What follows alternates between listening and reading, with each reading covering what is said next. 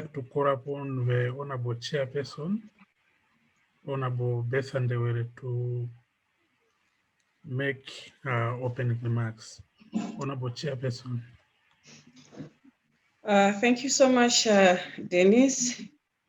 Honorable members, Ms. Boema Sekoma, the SADC PF Secretary General, Trudy Hesnaberg, Executive Director of the Trade Law Center.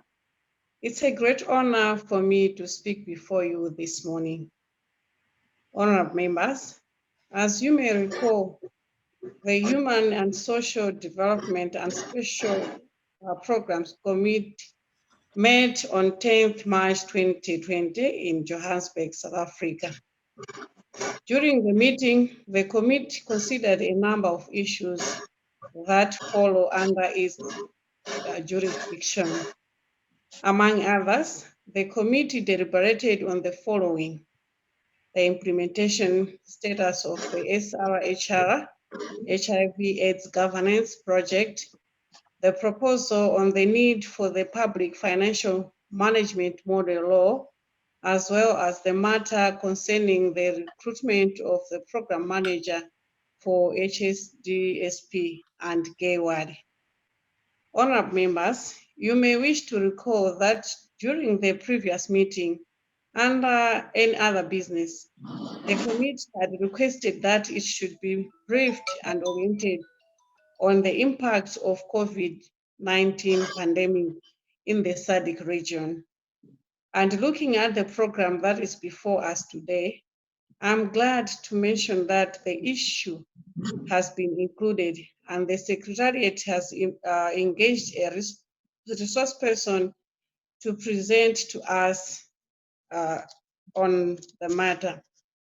Honorable members, as you have noted that this meeting is being held under the theme, the need to adapt to COVID-19 and streamline response measures taken in the view of uplifting the SRHR agenda of SADC member parliaments.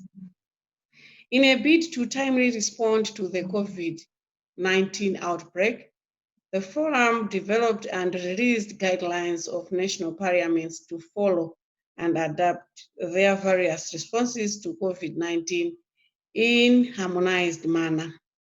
Honorable members, as a committee that is vested with the mandate to champion human and social development matters of the forum, including emerging issues like COVID-19, we have to note and consider the guidelines as well as the adaptive strategy on COVID-19 on the forum. And where necessary, we have to provide direction on the implementation, considering that COVID-19 issues are dynamic and situations in terms of impact on SRH might differ from one country to the other. Honorable members, it is my expectation that this meeting will offer us opportunity to gain some knowledge on COVID-19 impact, which will help us to make informed interventions during deliberations on the matter, both in our national parliaments and at the forum. Honored members, without wasting much of your time, let me welcome you all to the meeting. Thank you all, honored members.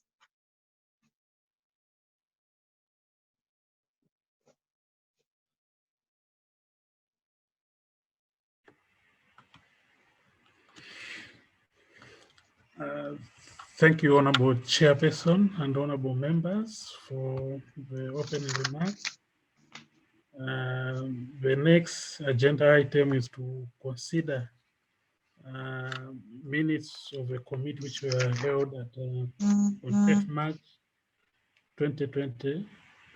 And then you also have to look at the matters arising from the minutes.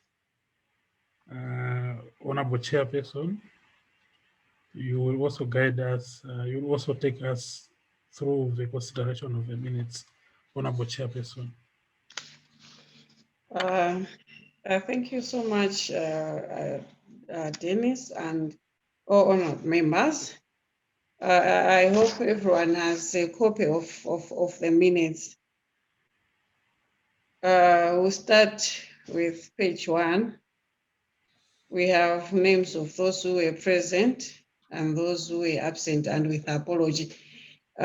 Is there anything that members would want, any correction to be made?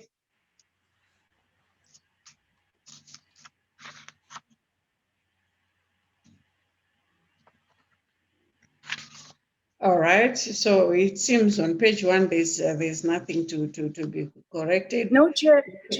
I'm Yes. sorry, I raised my hand and I tried to raise it. I didn't see you, sorry. Thank Sorry, you. my dear. All right, you can. All right, thank you, Chair. Looking at the minutes, good morning, everyone. On page 1, we have Yes. honorable number 70, item 17 on Yes. present, and item 1 on absent with apology. That Yes. refers to the same person, Honorable Matats Matelepo.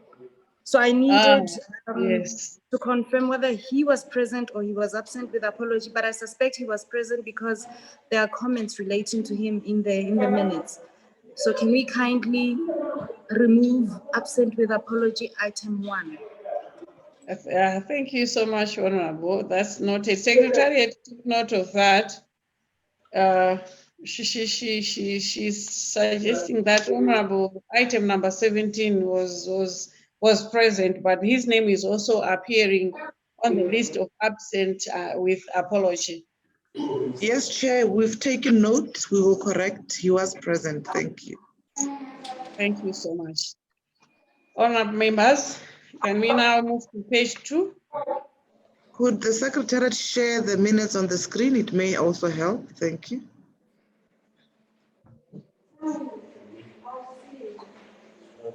Secretary, take note of that. Yes, Honorable Chair.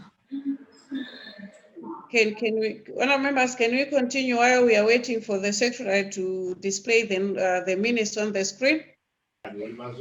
Honorable Chair, which page should I go to now? We are on page 2, Honorable Madam SG.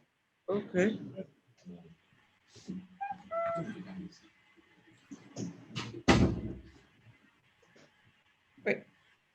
Page 2. Honorable members, we have, yes. Thank you. Honorable members, we are on page 2, and our minutes are also being displayed on the screen. Is there anything that you, honorable members, would like to make correction of on page 2 of the minutes? So I think we are good on page 2. We can move on to page 3. Any correction on page 3 of the minutes? I cannot see any hand. So, Madam Essie, let's move to page 4. Any issues, honorable members, on page 4? I believe the silence, we are okay. Let's move to page 5. Chair, I have a few comments. Yes, on page 4? On page 5, Chair. On page 5, okay. Go ahead, honorable member. The first one is just an issue of the wording. If it's okay, it's not much of a big deal. I'm just wondering if we want to say the very first line, in terms of the implementation status of the project, the members were informed that 12 national parliaments, including, my question is on including, because the list there actually states 12 member parliaments. So when it says including, it's like there are some other parliaments that are missing from the list of 12. That's just an observation. Yeah. But one thing that's substantive is on item number 9 again, on Lesotho, the appointment of researchers. The name there is Miss Ntswaki with a T, Ntswaki, not Nswaki as written. Okay, honorable member, thank you. Thank you, Chair. So, Secretariat. Noted, Chair. Thank you. Thank you. Thank you so much. If there are no any other corrections to be made on page 5, may we move to page 6? I have a question, Chair, on page 6. Yes. Thank you, Chair. Item 5.2, the second last, actually the last sentence. Actually, Is it first paragraph or second paragraph? it's the first paragraph. I realized it's a whole sentence. All right. The second last line from the Yes. first paragraph. That it has been the practice at the forum that each staff at manager level services to standing committees. Here it's also just, here's my English. Do we say each staff or each staff member? Otherwise, it's not a big deal. I think Secretariat has taken note of that, each staff member. Indeed, Chair. Thank you. Thank you. May we move to page 7? All right. We may move to page 8. Chair, I have a question on page 8. Go ahead, Honourable Member. Thank you, Chair. Item 6, recommendations and resolution. I realize we have a few paragraphs there. Then you have requested. I just want to confirm that the details of the line that begins with requested is actually the resolution. Yes, Honorable. Clarity. Okay, thank you. Anything else? We can move to page 9. If there is no one to speak on page 9, may we move to page 10, which is our last page of the minutes. Yes, Chair, I have something on page 10. Yes, Honourable Member. Thank you, Chair. Para 7. Yes. The reference there where it says members, okay, I need to read the entire. The Secretary General advised members on the precautionary measures to avoid contracting coronavirus and provided the link to who. Understandably, the link to who is a website link, but is it? Yes, you are right. What link are we referring to? You And the second comment, Chair, it's simply on the, where's this thing? The Secretary, okay, item 8. In conclusion, the committee commended the work by the Secretariat. That as in a small letter is correct? That's it, Chair. Thank you. Thank you so much, Honourable Member. Honourable members, I think we have come to the last page of our meeting. Madam SG.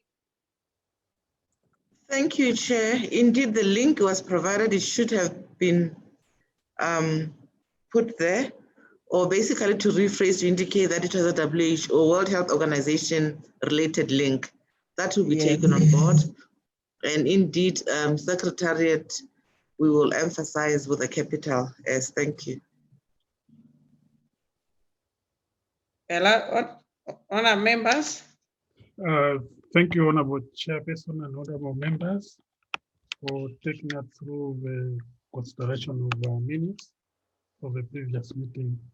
The next agenda item is for the committee to note the guidelines related to COVID-19 released to national parliaments by the SADC Parliamentary Forum. Honourable Chairperson and Honourable members, maybe the Madam Secretary General might wish maybe to provide a bit of a background to the guidelines. Thank you, Chair. We have to adopt the record. Yes. Yeah, proceed accordingly. Thank you. Sorry. Thank you. Sorry, Honourable. Let's adopt the minutes. Sorry, Secretary General and Honourable members. Thank you so much, Honourable members. after going through the minutes, we now need to adopt the minutes, the recordings, if it is really a true reflection of our meeting on 10 March 2020. Any proposal? I could second, Chair, but I wasn't part of the meeting. Thank you, Chair. Anyone else who was present who is in attending the meeting today to propose? Madam SG?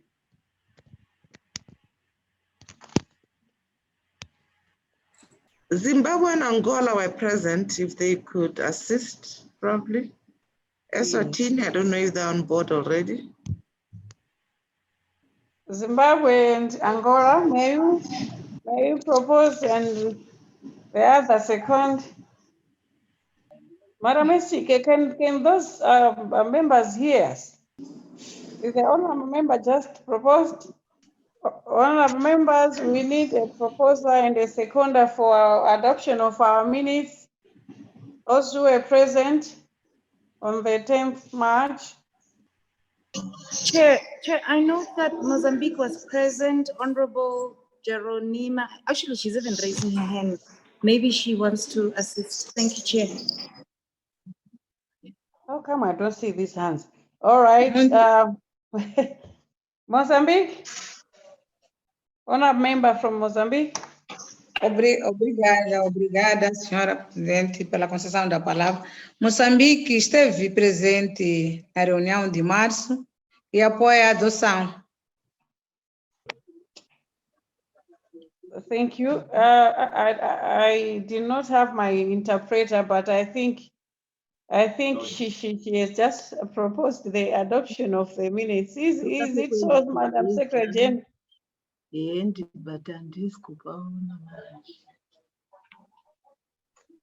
Correct. Thank you. We need a seconder. Indeed, Chair, we have a proposal. We need a seconder for the adoption of the minutes. Honourable members, we need a seconder. Is it possible for someone who was not present to second? Mozambique was present. All right. Zimbabwe was also present. Mozambique, Zimbabwe. Do I see a hand? Yes, honourable member. Yes, Zimbabwe, go ahead. Yeah, I second. Thank you so much, honourable member. Thank you. Honourable members, now that we have a proposer and a seconder for the adoption of our minutes, I think the minutes have been adopted. Madam SG? Yes, Chair. We may now move to matters arising. Thank you, Madam SG. Honourable members, any matters arising? And any hands? Is there anyone who would wish to speak on matters arising? Madam SG?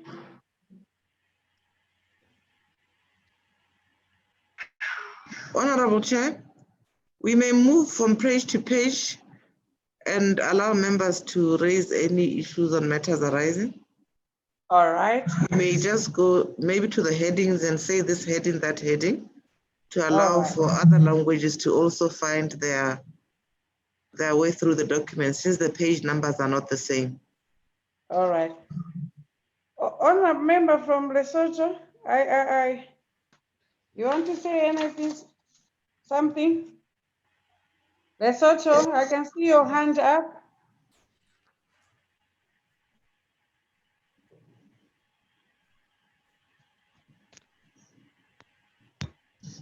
Honourable member from Lesotho. All right, okay. Honourable member from Lesotho is requesting if she can be excused She's going to Parliament. She will be joining us immediately, Madam SG. Noted, Chair.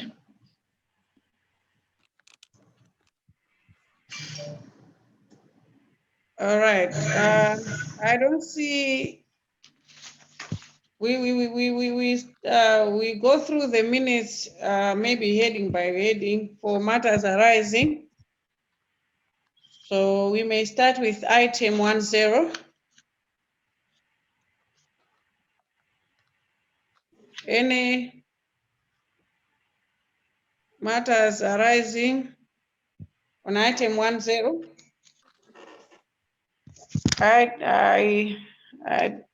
Then item 20, adoption of agenda. Item 30, welcome remarks. We move to item 40. I don't see anyone. Item 50. We start with 51. Update on the SRHR project and the status of implementation at country level. And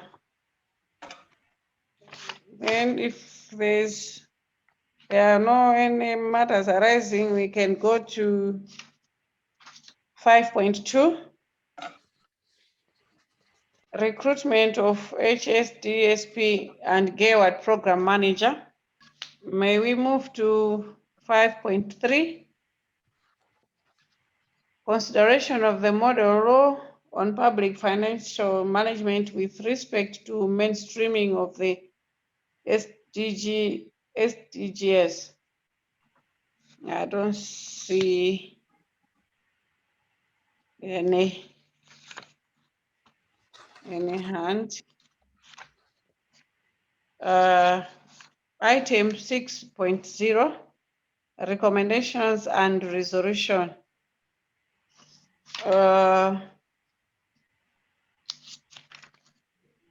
Item 7.0, on any other business.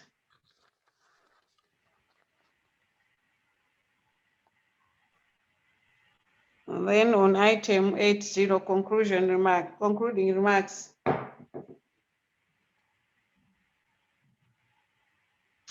Madam SG. Thank you, Honorable Chair. If there are no matters arising, Chair, we may proceed accordingly. Thank you, Chair. Dennis. Thank you, Honorable Chairperson and honorable members. Turning to the next agenda item, the committee has to note the guidelines related to COVID-19 as released by the SADC Parliamentary Forum. I thought that maybe the Secretary General might have some remarks on the guidelines. Yeah, that's right. Madam SG. Thank you, Chair. I'm just reminded that we forgot to officially welcome Mr. Dennis Gondwe to this committee, who is our new committee clerk.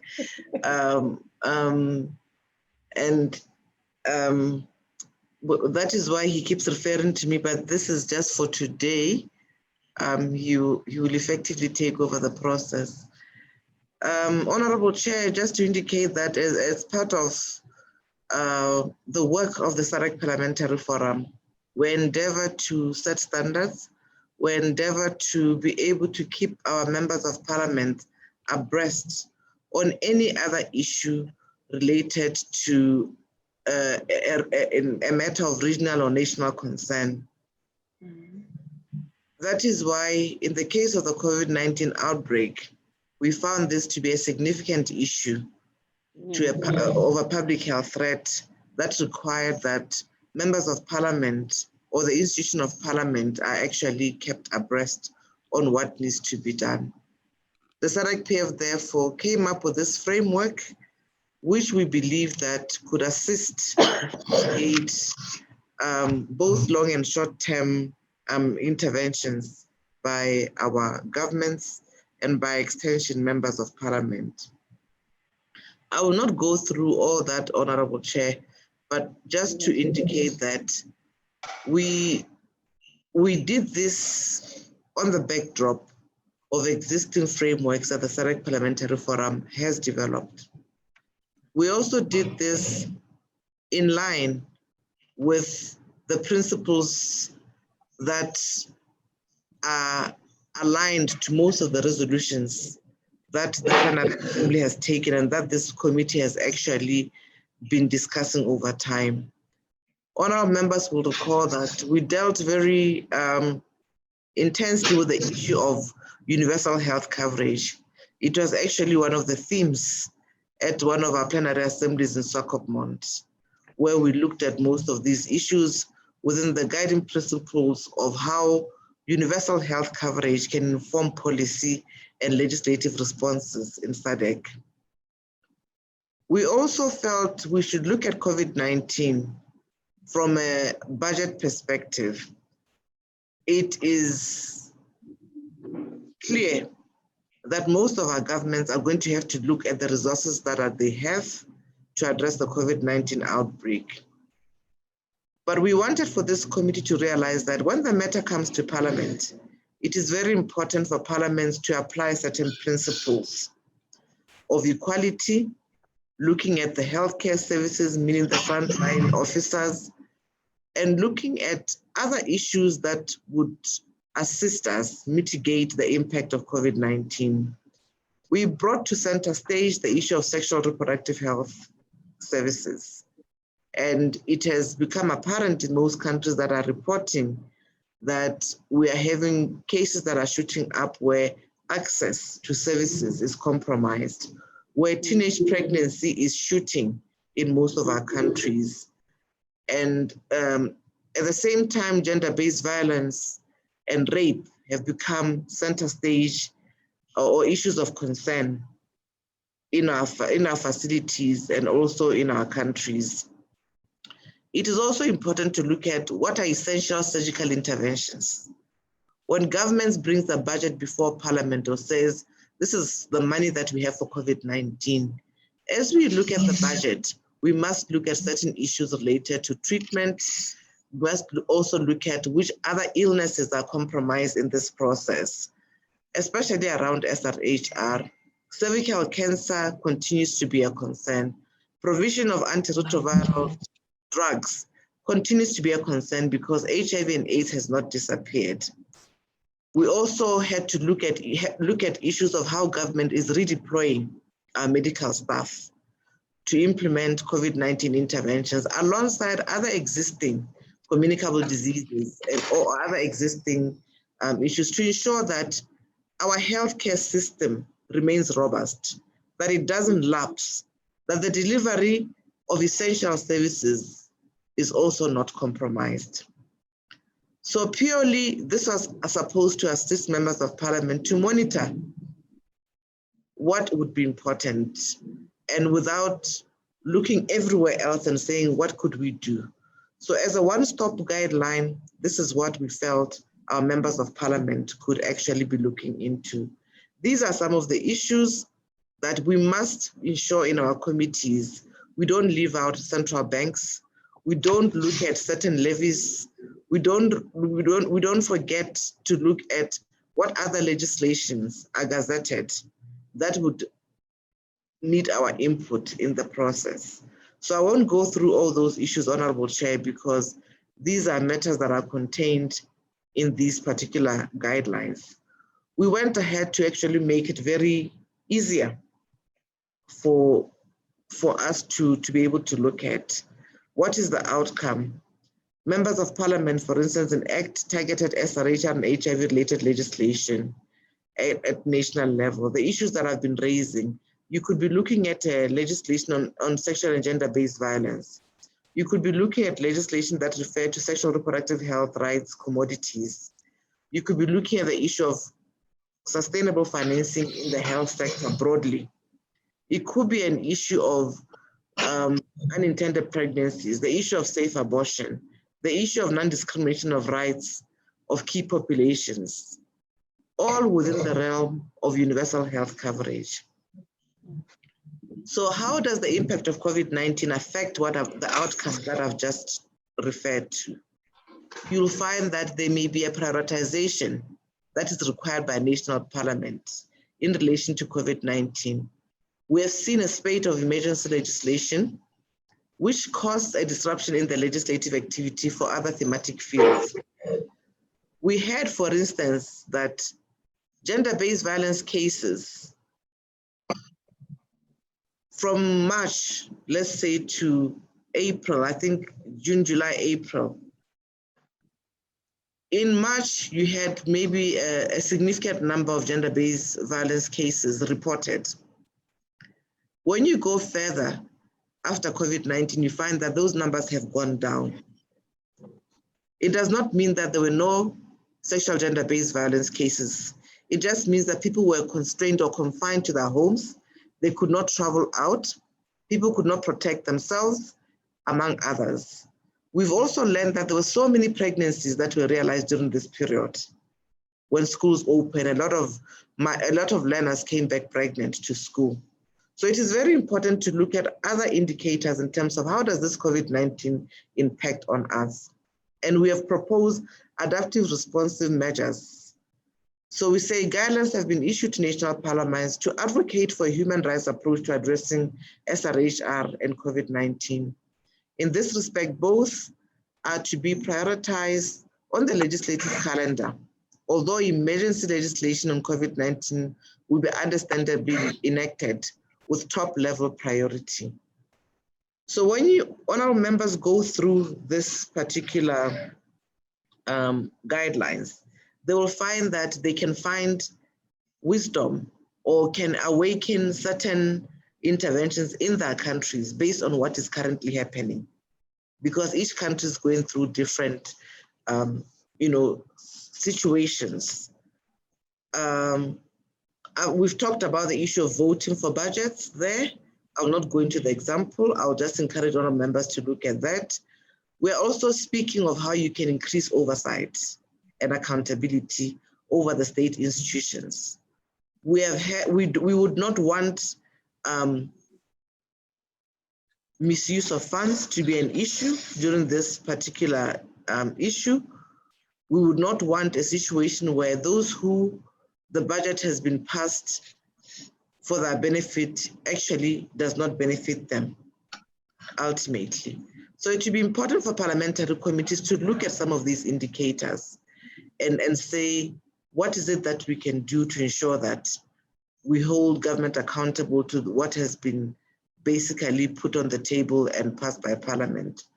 So your role in this case as members of this committee, it will be important for you to report to us in our next meeting how you have been able to influence parliamentary committees to look at these guidelines and report. Parliamentary committees that are aligned to SRHR, to health, to human rights, and other legislative review processes in your parliaments.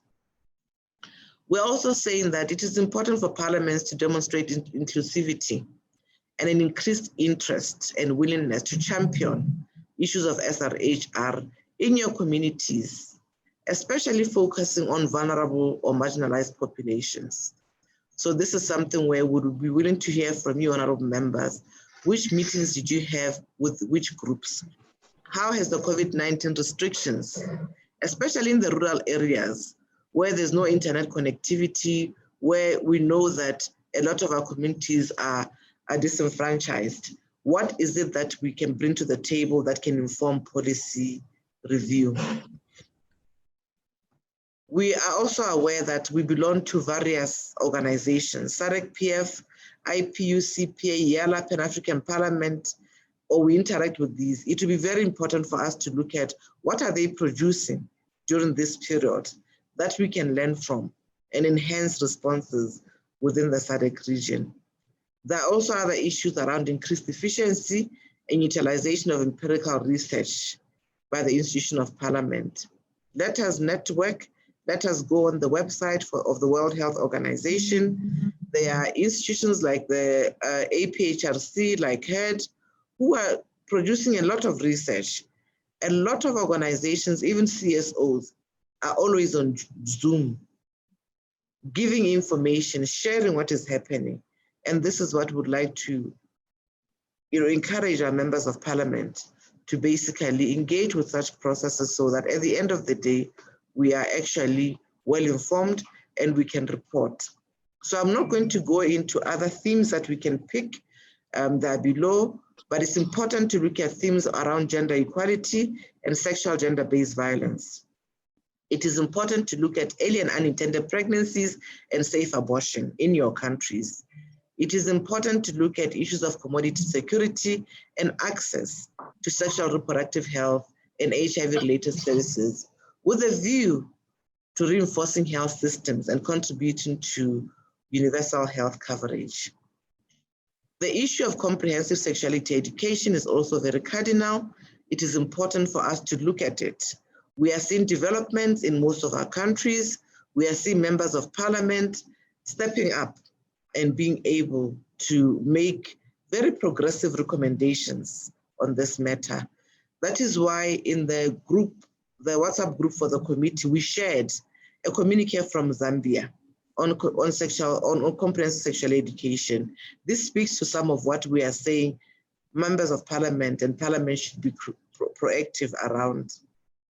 The non-discrimination of key populations will become a key issue.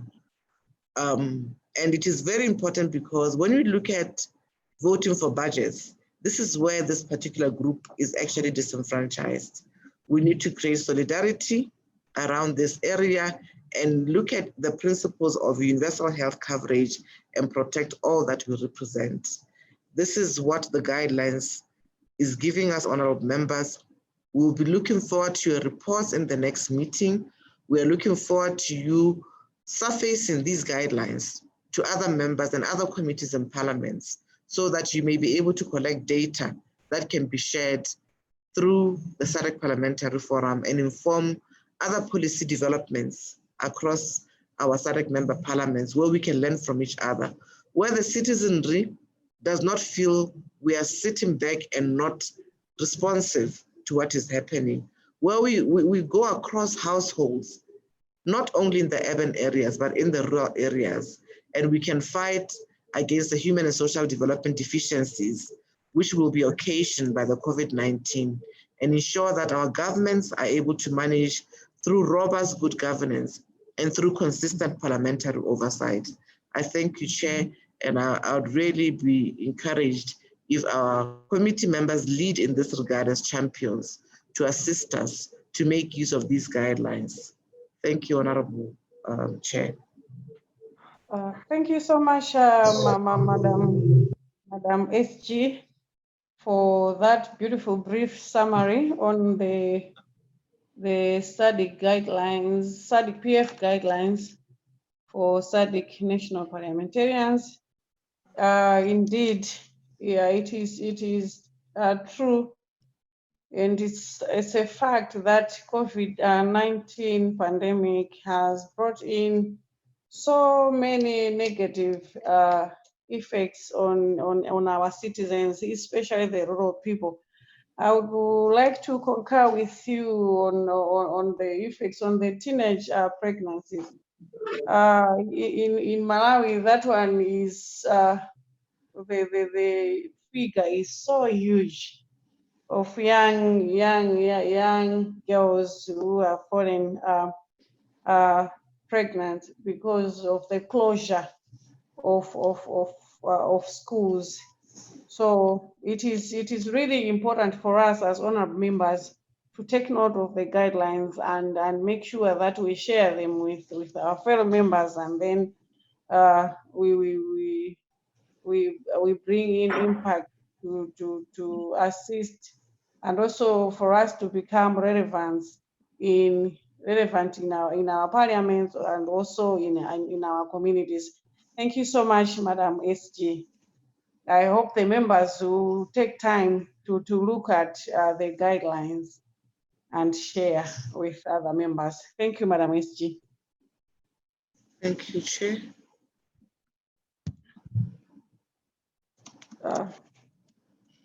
Dennis?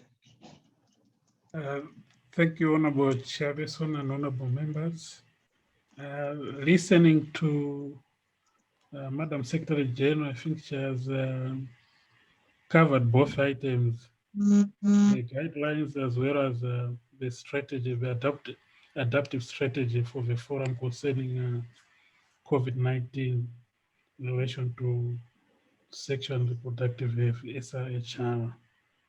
And I take it that both have been considered and noted by the members of the committee.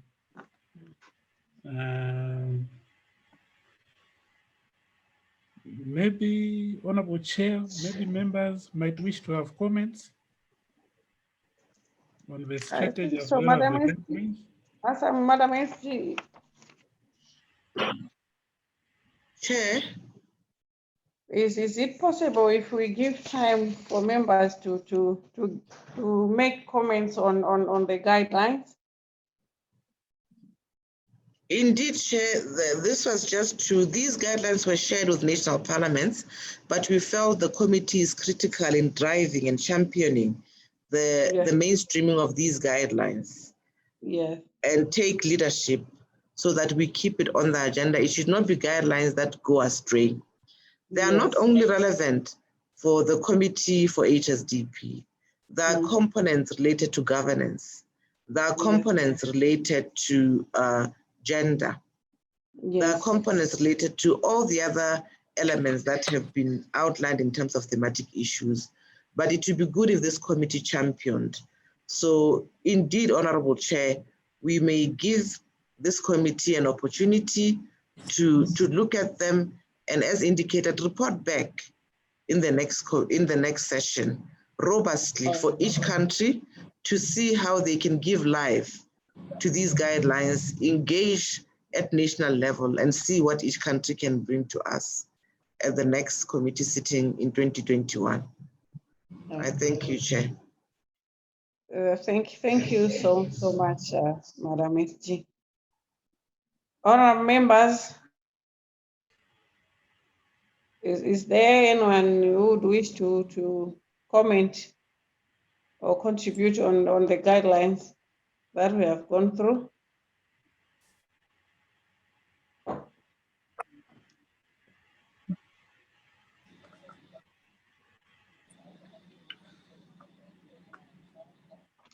Do I see any hand?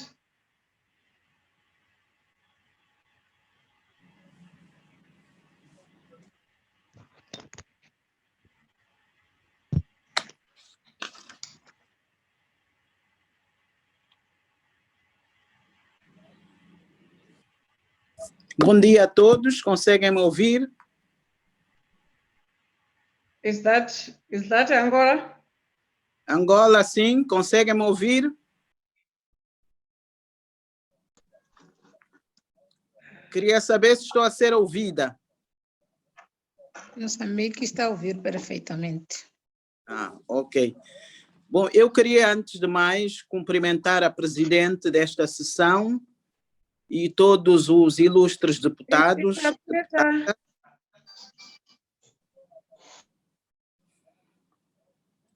Gostaria também de cumprimentar especialmente a nossa secretária-geral, agradecer as diretrizes que nos proporcionou.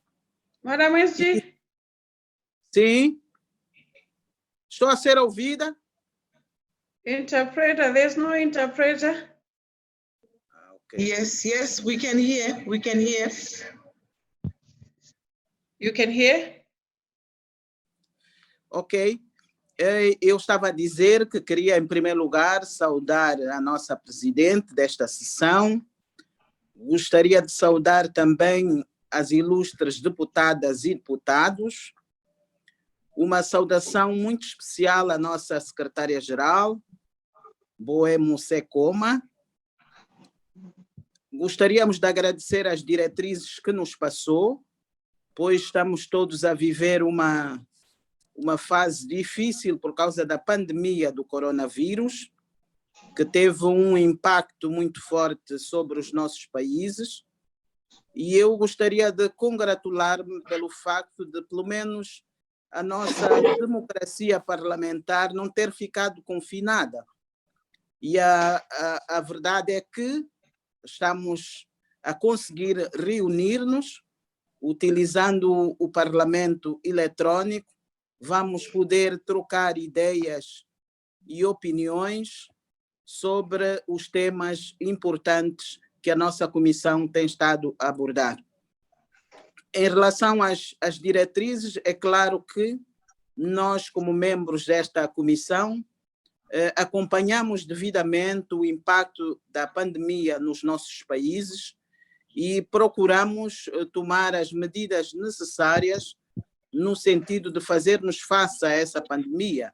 E congratulamos que todos os países membros deste fórum tomaram essas medidas e devemos continuar a reforçar essas medidas para diminuir o impacto sobre as nossas populações. Nós, como parlamentares, temos a responsabilidade de podermos encontrar respostas eficazes para situações que ocorram nos nossos países, quer sejam pelo impacto da pandemia relativamente à gravidez precoce, à saúde reprodutiva, à igualdade do género.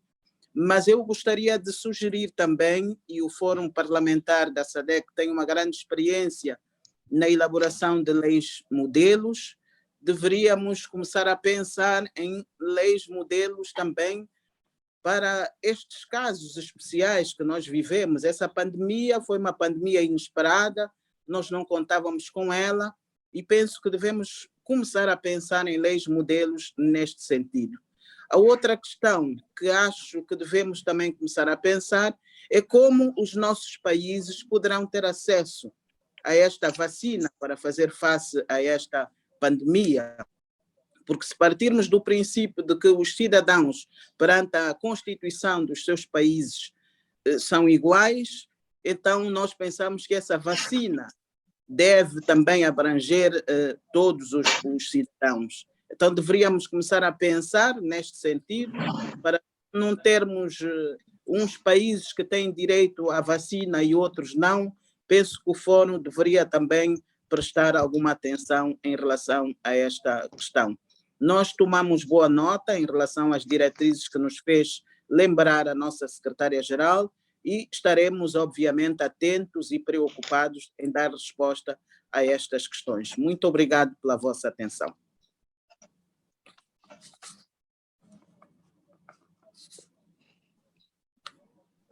Thank you so much, Honorable Member from Angola. I missed the first part of your contribution, but I got your last part where you are concerned that the First Nation should not be different from one country to another in the region, and your commitment that you take the guidelines to do the implementation. Thank you so much for that contribution. Madam SG.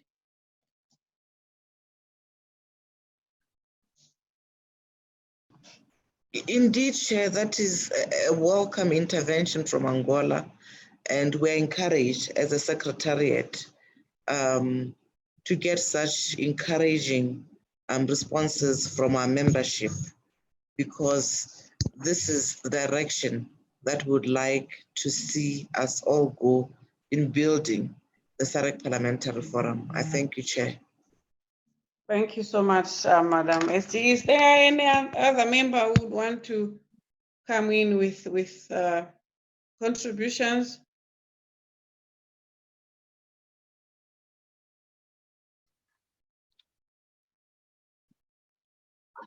Mozambique, Chair, has that their hand up? All right, Mozambique, go ahead. Muito obrigada, senhora secretária-geral, senhora presidente da comissão anfitriã desta sessão, caros colegas. Saúdo a todos os colegas presentes nessa sessão, fazendo votos de boa saúde junto das vossas famílias. Agradeço a oportunidade que me concedem para participar neste debate. Senhora Presidente, Moçambique também está nesta linha. Alô? Alô, alô?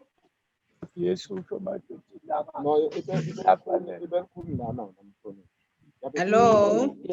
Thank you. Hello? Honorable members, we forgot to do the housekeeping. Apology, I have a Chair. serious problem with network. Could we kindly go to the... Hello. Hello? I think there's been a switch now. Okay, could we kindly go to the interpretation icon at the bottom of our screen? You will find there that there's English, French, and Portuguese. Yes, Please we got it press, tick the language of your choice. Mozambique is correct, but the other members don't seem to hear. So maybe we have to go back, choose English or choose French, and then mute original audio so that you only hear the language that you choose. Yes, Chair. Thank you. Madam SG. Thank you. So many persons. Mozambique may kindly proceed. I hope there will be no interference. We apologize.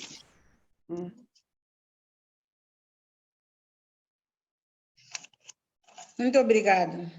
Senhora Secretária-Geral, Senhora Presidente da Comissão anfitriã desta sessão, caros colegas, saúdo a todos os colegas presentes nesta sessão, fazendo voto de boa saúde junto às vossas famílias. Agradeço a oportunidade que me concedem para participar nesta sessão.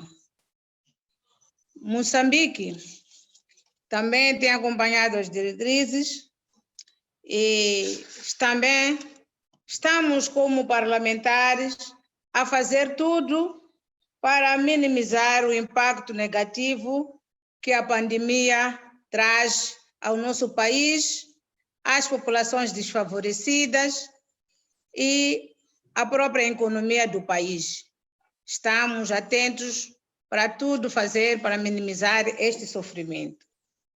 Mas antes de terminar, tenho alguma questão para colocar ao secretariado.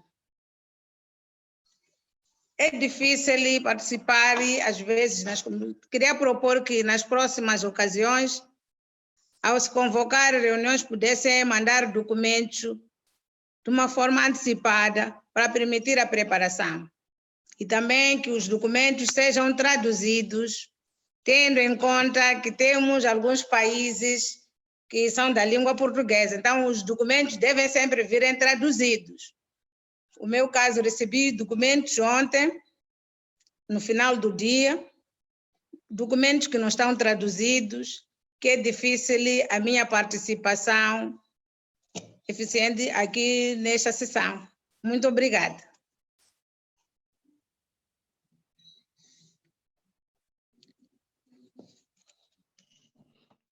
Thank you. Thank you very much, honorable member from Mozambique. Thank you so much for wishing everyone of us good health. And it is also encouraging to hear that as Mozambique as a country is also joined the team in following the COVID-19 guidelines.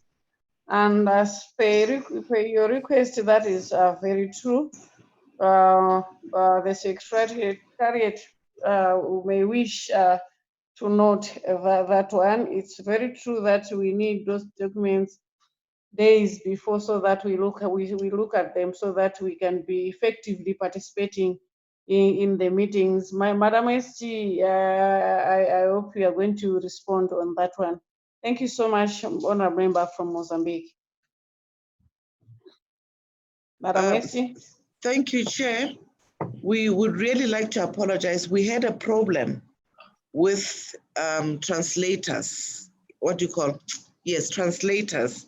We could not get translators, and the turnaround time was slower this time because there are very few And SADC is having meetings, people are having meetings everywhere.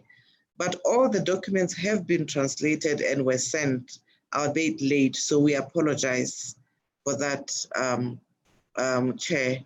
And I believe that this will not happen again in due course. I apologize unreservedly. Thank you, Chair.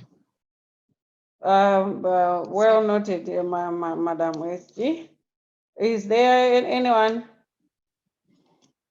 any member or not member who would like to contribute? Madam SG, can you see any other hand?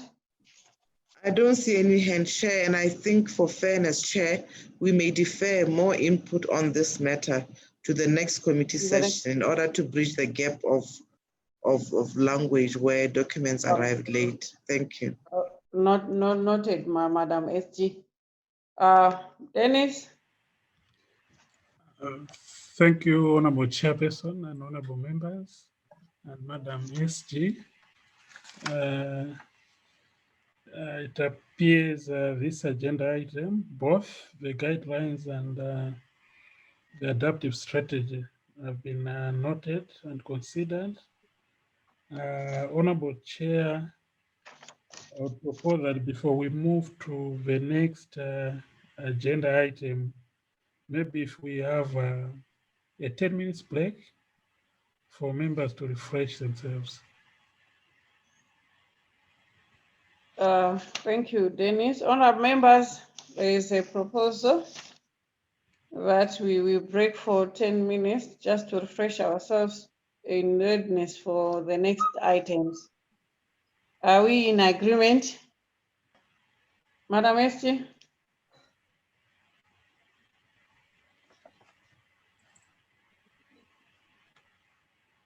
Indeed, we need a break. Our interpreters need to take a break. So if we can just take a 10 minutes break and maybe come back.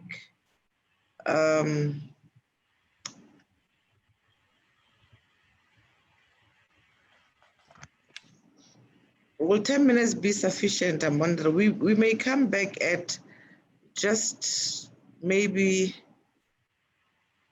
around 22. 22:11? Yes, Chair. All right. Honour members, as suggested, let us take a short break. We are going to be back at 10:40. Thank you so much, everyone. See you at 10:40. Dennis?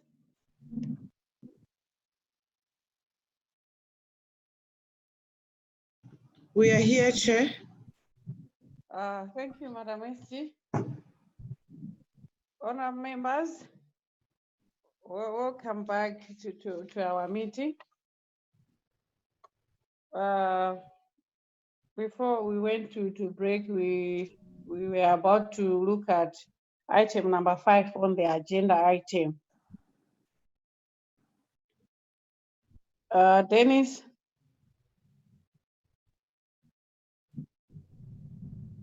Madam SG? Hello. Yes, Chair. You may kindly proceed according to the annotation, Chair, and we will start with the video and then get comments from members thereafter. All right. Honour members, we are about to watch a play, and then from there we come in with comments. Oh, okay, you may go ahead, Secretariat. Chair may wish to kindly indicate what the video is about, according to the annotation.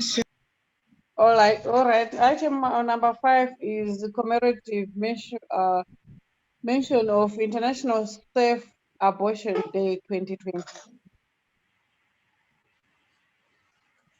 In view that safe abortion is directly linked to the issues of SRHR, the committee will proceed to make a mention of the International Safe Abortion Day 2020. RMSG.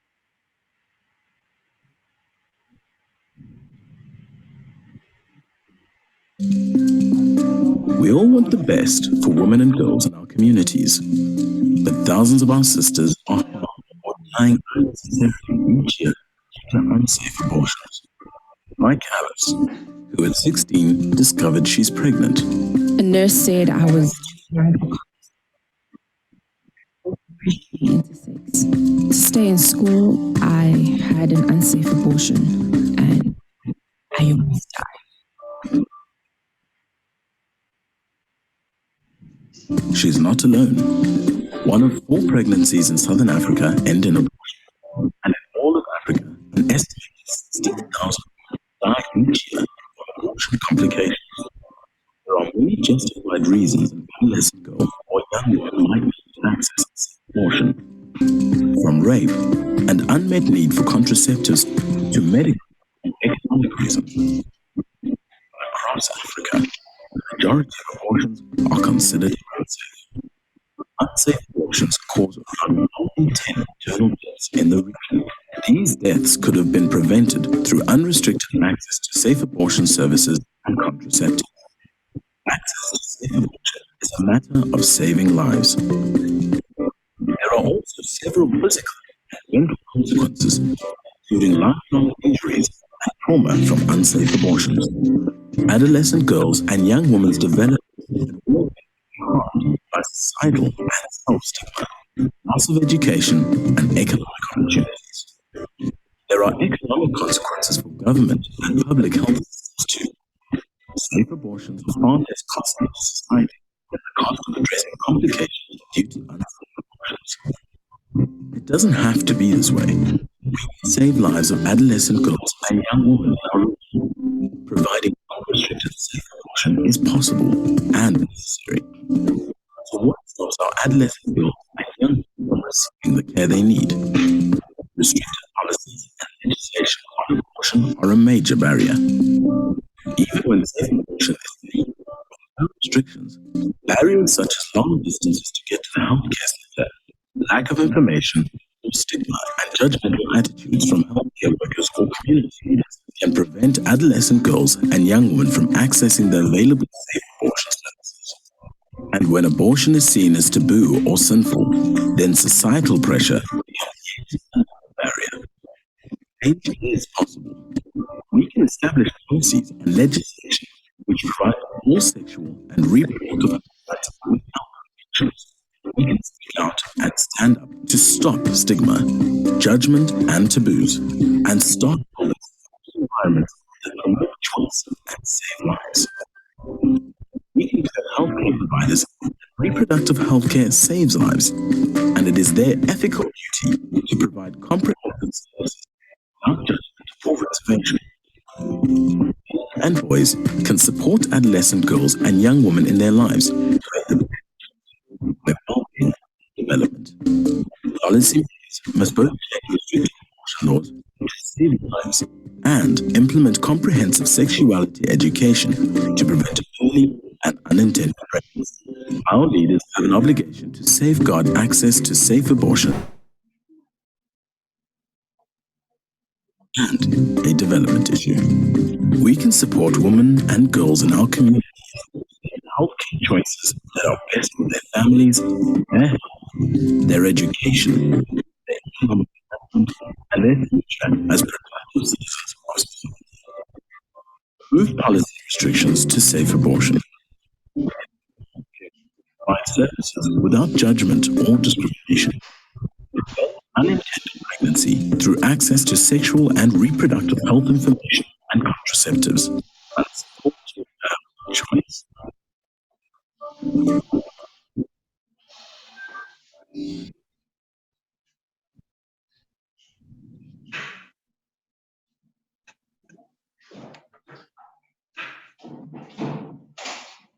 Thank you so much, honorable members.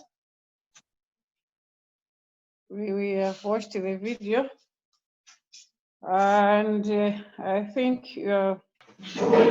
hello.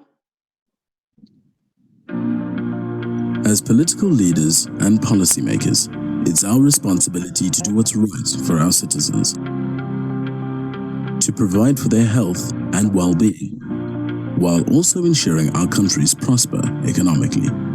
Making abortion legal and accessible improves the lives of our communities by reducing maternal mortality and morbidity, keeping girls in school, and increasing sexual and reproductive health outcomes, and is also wise economic policy. That's because without access to safe abortion services, due to restrictive policies, unsafe abortions will happen. These are dangerous, even deadly, and are very costly. In fact, the cost of providing safe abortions is estimated to be less than 1/10 of the cost of caring for women after unsafe abortions. Loss of income and the potential costs of recovery can cause major financial burden to families, communities, and healthcare systems. Putting policies into place that expand access to safe abortion is a proven way to lower healthcare costs, reduce maternal deaths, and achieve sustainable development goals. Your country can save the lives of adolescent girls and young women by improving access to safe abortion through legal and policy change, in line with regional strategies and international development priorities. Learn more about how to save lives and unnecessary spending through improving access to reproductive health care at safaids.net. My choice, our choice.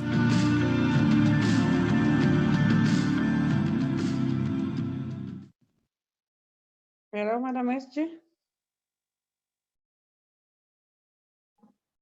Thank you, Chair. That was just a signal in relation to commemorating the day that passed in November. I guess that was just to highlight this because it's part of the issues that we deal with under this committee. We may, if there are any comments from members, they are welcome, Honorable Chair. Otherwise, we proceed with the agenda. I wish to also indicate that we have these animations in Portuguese and French. We will be sending to our individual members in those languages so that they may also appreciate and share in their own countries where relevant. I thank you, Honorable Chair. Thank you so much, Madam SG, for that consideration. Looking forward to receiving those animations. Honorable members, is there anyone who would like to contribute to comment on the animation that we have just watched on safe abortion? Mozambique?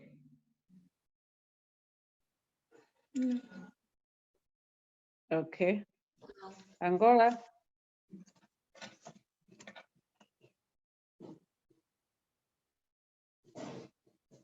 Zimbabwe? Madam SG?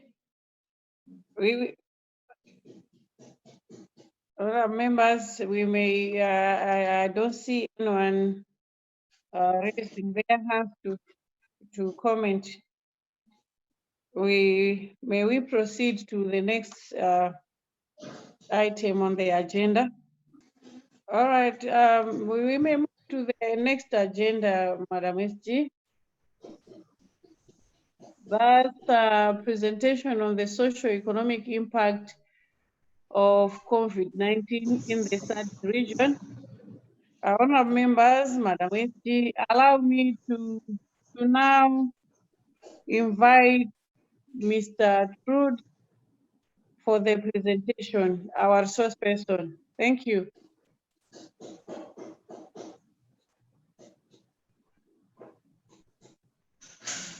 Honourable Secretary General and honourable members, it's a great pleasure to join you this morning and to share with you some information about the socio-economic impact of COVID on our SADC region.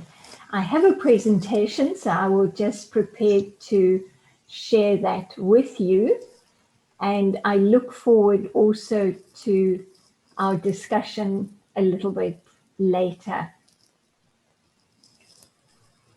Honourable members, it is true that COVID has touched all of our lives. Some obviously more closely and more seriously than others, but life for all of us is very different from literally 7-8 months ago. Excuse me, we can hear French at the back. I mean, is it Portuguese at the background? Portuguese. May Mozambique Yes. mute the speaker. Ronald, kindly advise what is happening, because even under English, we don't get sound and Anything, yes. Jerry, change your channel to Portuguese. You're speaking in the wrong channel.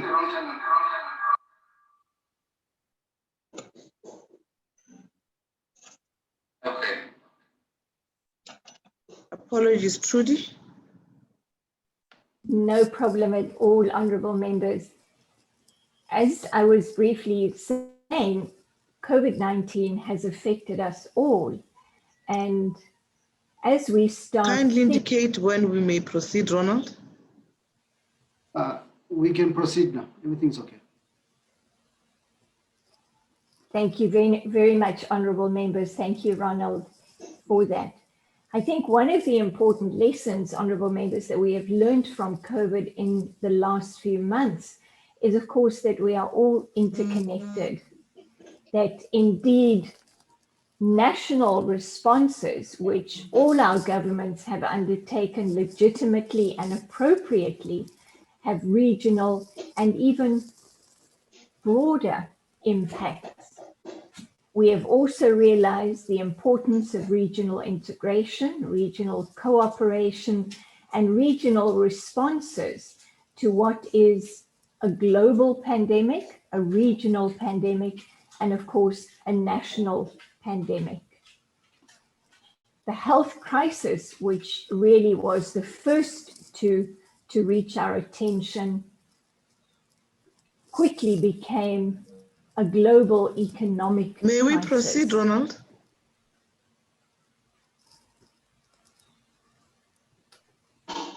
Are you able to hear me, honourable members? Apologies, Chair. There is no sound, Ronald. English channel. Because Trudy is also waiting.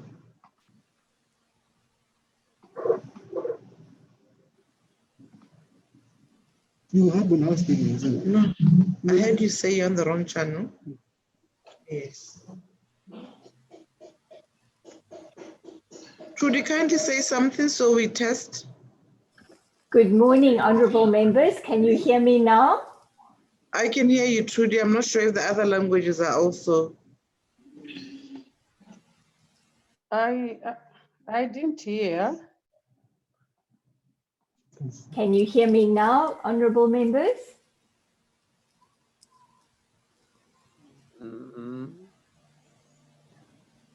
Chair, are you still not are you picking up the Miss Trudy's? Not yet. Trudy, kindly press the English channel on interpretation. Can you hear me now, honourable members, on all the Yes. channels? I can hear you from Malawi.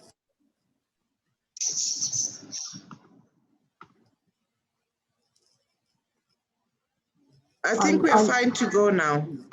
Excellent. Apologies for that, honourable members, and a good morning to all of you again from a beautiful day in Cape Town. The topic we are discussing today is, of course, a very serious one. And as I mentioned at the outset, COVID-19 has impacted every one of our lives. And as we start thinking and hoping and looking forward to what could be a new post-COVID reality, and we're waiting for news of a vaccine that will be available equitably to all of us, there are important lessons that we can take from our experience so far.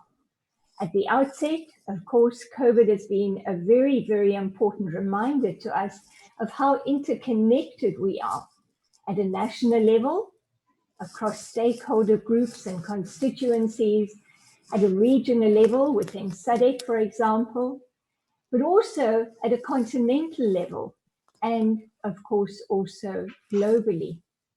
An important lesson to us is how important our regional integration initiatives are to address not only this pandemic, but also to address future crises and pandemics that may come our way.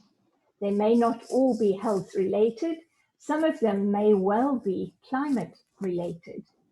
And in our memories, not so long ago, are of course the national disasters that we saw two in quick succession coming to the eastern part of Southern Africa, Mozambique and neighboring countries. So there are important lessons for us to take now to prepare for recovery, reconstruction, and resilience going forward. Sustainable development takes on an important new priority for all of us, and we should be doing that right now. I think just a little bit of background that we're all familiar with, so I won't say Good morning, too much Honourable about Speaker. this. I'm good, thank you. How are you? The health crisis very soon moved Oh, from thank you, a Honourable particular Speaker. location Madam SQ, to would you mute your speaker? no problem at all. I think, as we all know, what initially was a health crisis very soon became a global economic crisis. And the devastation, particularly on the African continent, has to do not only with the health crisis, but also, of course, the responses, the legitimate responses that have been taken by governments, by our governments, to curb the spread of the virus. And it is the impact of some of these measures which we now also have to consider very carefully in terms of our planning for economic recovery, reconstruction, and building resilience to future crises. I think what is also being very important for us is that COVID-19 has revealed, exposed in a very dramatic manner, existing challenges, inequalities, exclusion, and vulnerabilities. We know that our healthcare sectors in many cases have been challenged beyond capacity. And despite the fact that if we take a look at the incidence of COVID and we take a look at figures in terms of mortality, for example, then of course there are countries in Europe, the United States, and many others where the figures are much higher per 1,000 population than they are in many African countries. But it is the economic impact of COVID that is particularly severe in our countries, because many of our sectors, many of our communities, many of our constituencies and stakeholders are particularly vulnerable. And we were vulnerable before COVID. So COVID has now exposed and made us aware of the existing vulnerabilities while also revealing new ones. And it is for this reason that COVID now prompts us to think very carefully about our national development priorities, our regional development priorities, and also, of course, our continental development priorities, and how we, from an African base, engage also with our global trade, investment, and development partners. Some of the particularly vulnerable sectors and communities within our economy are, of course, the tourism sector, with the restrictions on travel and movement of persons. This tourism sector, which provides so many jobs and opportunities, not only for bigger firms, but also for small and medium micro-sized enterprises, and is particularly important also in rural economies, has been devastated. The informal economy, which operates on the periphery of the formal economy, and in particular, from a trade perspective, of course, informal cross-border traders have been very, very seriously affected. So it means that immediately, when borders were closed, livelihoods, not only trade opportunities, colleagues, livelihoods were immediately cut off. This makes it important for us to consider how we manage our borders going forward, how we facilitate cross-border trade, not only for the large companies that are often able to manage crises far more effectively, but also for smaller, medium, micro enterprises and the informal traders who are literally sometimes crossing a border on a daily basis to generate daily income to support their household and family. National emergency measures, as I've mentioned, have been undertaken absolutely legitimately, honourable members. This has not been outside the scope of the rule of law. I think we have to accept that. All of our constitutions and national laws provide for the adoption of emergency measures in exceptional circumstances, and COVID-19 definitely is an exceptional situation which requires extraordinary responses by our governments. From a trade perspective, which is the area I work in mostly, trade agreements provide specifically for general exceptions when extraordinary measures may be adopted. I think if we just take a brief look at some statistics, it is a reality check. It's a first round reality check in terms of the health dimension and its impact on our economies. But of course, the economic impact runs much deeper and much wider. And I think that's extremely important to keep in mind. As far as the health pandemic is concerned, of course, we have seen in the space of a very few months, and as we heard on the weekend from the director of the World Health Organization, how African countries have stepped up their capacity to do testing, for example. So we have proven that we can, in a very short space of time, actually develop our capacity, strengthen our healthcare systems. And this we should build on for the future, for future resilience. Testing and taking a look at tracing programs, responding and treatment programs, all of these have provided very important lessons to strengthen our healthcare sectors for what could be future pandemics of different kinds that may come to the continent. Colleagues, this I will share with you. This is data which I actually sourced from the World Health Organization website last night. So this is the latest data, and I have most SADC member states. There are a few for which they did not have data available, but most are available here. And this is just a snapshot of the total number of confirmed cases, active confirmed cases, recoveries. We are very grateful for those. And then very sadly, of course, the confirmed deaths in our countries. And we see this varies quite considerably across the SADC region. But I will share this with you to have a look at the specificities of the data that we have. I'd like to turn now, honourable members, very briefly to say something about the emergency measures which our governments have undertaken, but also to take a look at what we have done as a region.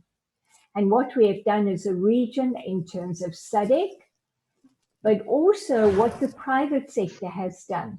And this is where our private sector bodies, associations, institutions are playing a very important role.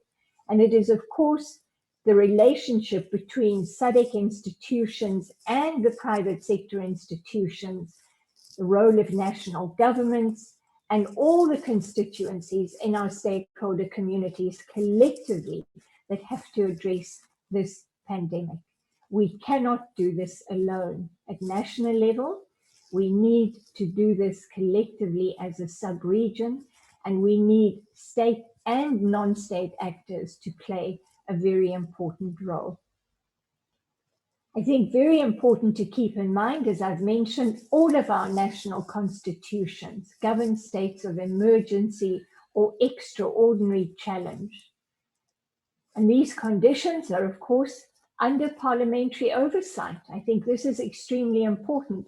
This is where the SADC Parliamentary Forum has a very important role to play, to be informed, to monitor the measures that have been taken by the member states so that we have a good sense of what has been done at national level and also how that may impact the rest of the region. States of emergency or national disasters, these are really the two emergency measures that have been adopted by our member states. A country like South Africa declared a national disaster. A country like Botswana and Namibia as well have declared, and others have declared states of emergency. This is legitimate, it is appropriate, and it provides the necessary policy and regulatory space to implement specific measures to stop, to control, to guard against the further transmission of the virus. Some of these measures, honourable members, have had very severe economic effects. The lockdown measures, which many of our countries have adopted, have literally brought certain types of economic activity, certain categories of business and broader economic activity to a halt. And therefore, this has had implications on income generation, on employment, and we've seen the numbers of individuals whose jobs have been put at risk, who have lost their jobs, growing significantly. This has to be factored into what we do now in terms of planning for post-COVID. Job creation will remain an extremely important priority, and it takes on new significance in the context of COVID. Very important to keep in mind, as I've mentioned, and this is a point to be emphasized, and it's particularly important for a body, a regional body such as the SADC Parliamentary Forum. The rule of law is not suspended when a state of emergency or national disaster is declared by government. The rule of law remains, and the measures adopted are legitimate given the state of emergency and the national disasters that are provided for in terms of our overall constitutional, legislative, institutional arrangements. As I've mentioned, and colleagues, this is important. National emergency measures impact the national territory, but their impact also goes further. The closure of a border by one country immediately has an impact on the neighbors, but also, given the particular configuration of the SADC region, where we have a number of landlocked countries, border closures by one country may well impact trade routes and therefore access to food. So food security becomes a major concern, but also access to necessary medical, personal protective, and other equipment, which is absolutely essential to address the impact of the pandemic. So this just re-emphasizes for us how interconnected we are. Borders have two sides, and national legitimate measures taken by one country will absolutely impact neighbors as well. As I've mentioned, and colleagues, honorable members, I won't spend too much time on this. International agreements allow for such exceptions. And this is true in the World Trade Organization, the relevant article for trade in goods.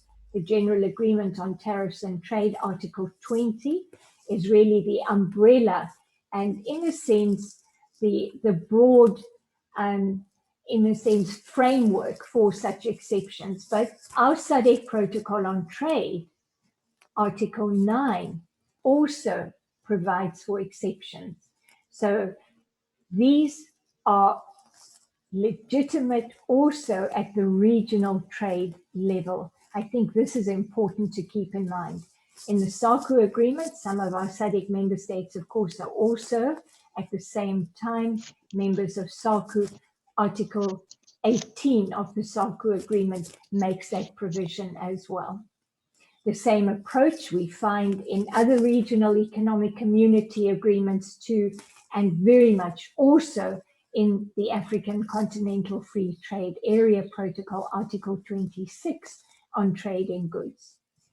So this is extremely important. It is possible under the kind of circumstances we're experiencing during the COVID pandemic to place restrictions on exports or to facilitate imports, to lower import duties, for example. We can do that at any time anyway, but export restrictions in particular on certain products are legitimate under the circumstances that we find ourselves currently in.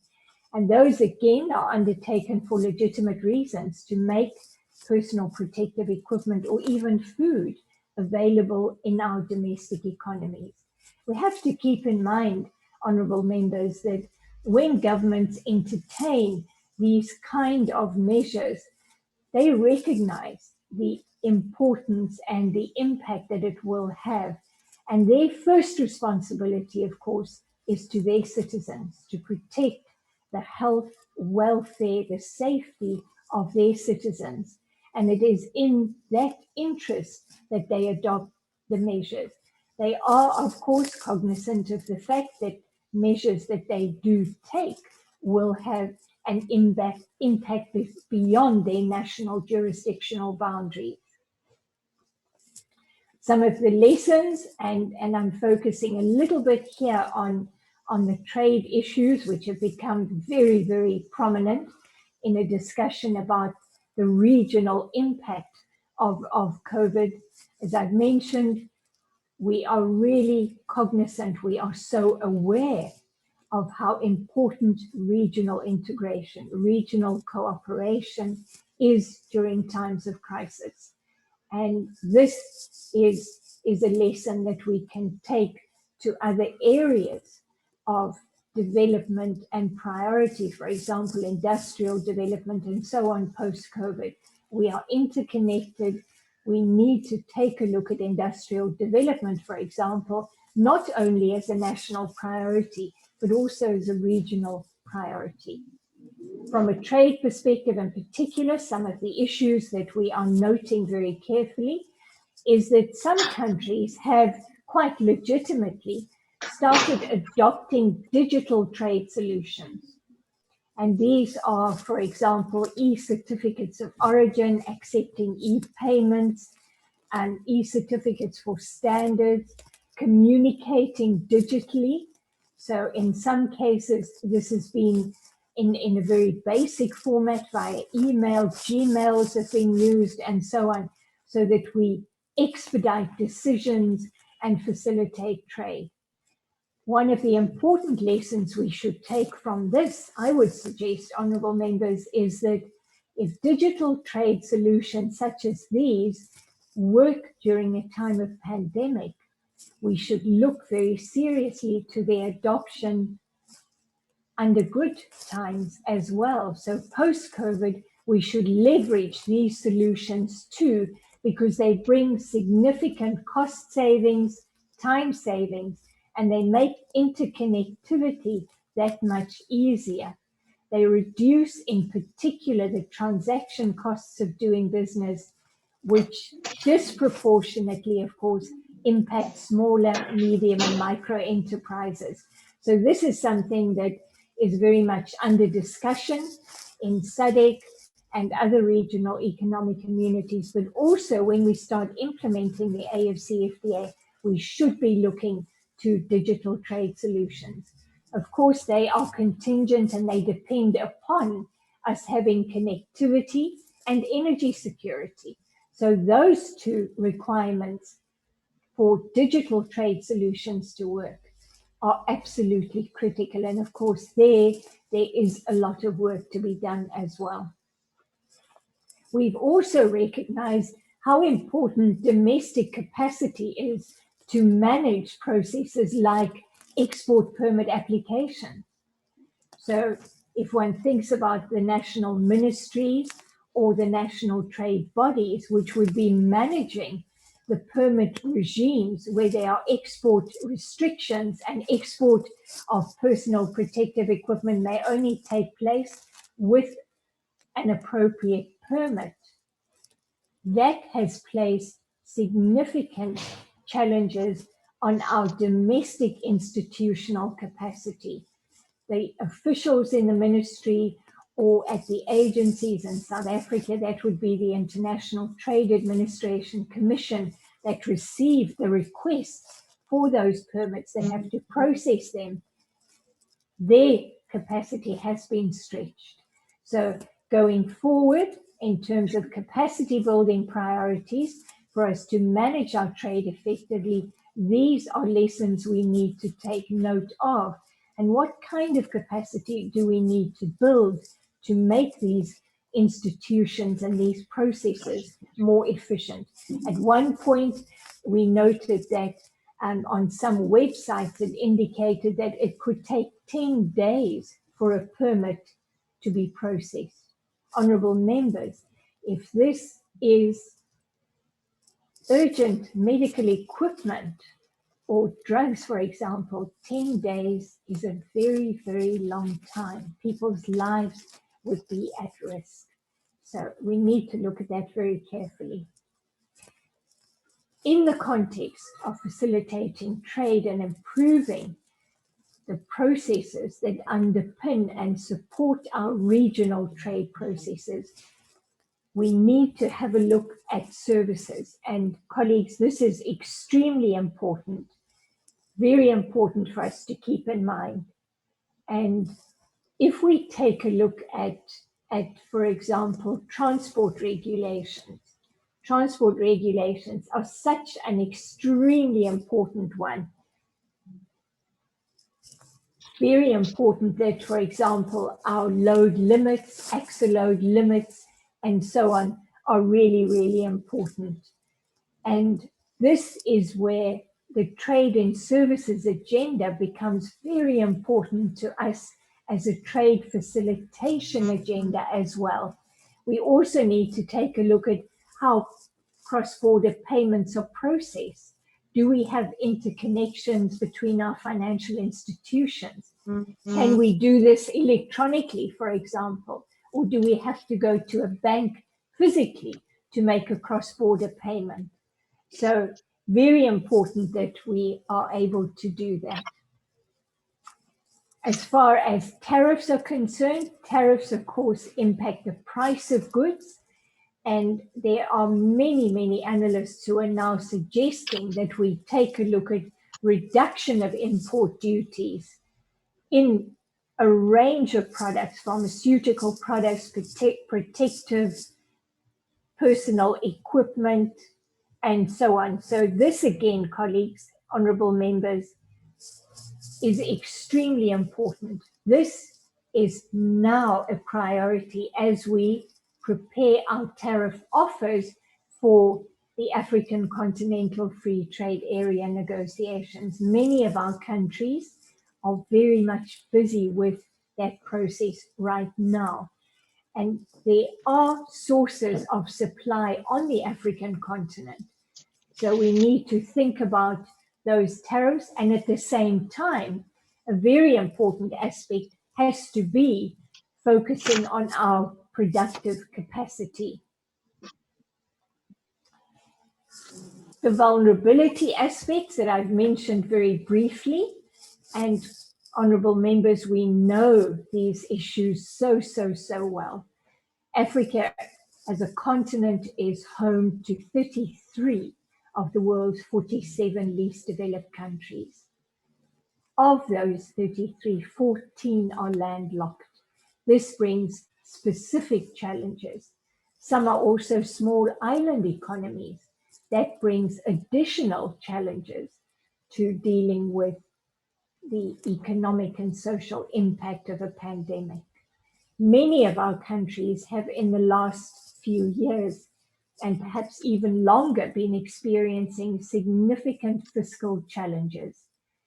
If we take a look at our government budgets, they are stretched to the limit. The potential for raising taxes is also limited, and that makes us dependent on external finance and loans and support.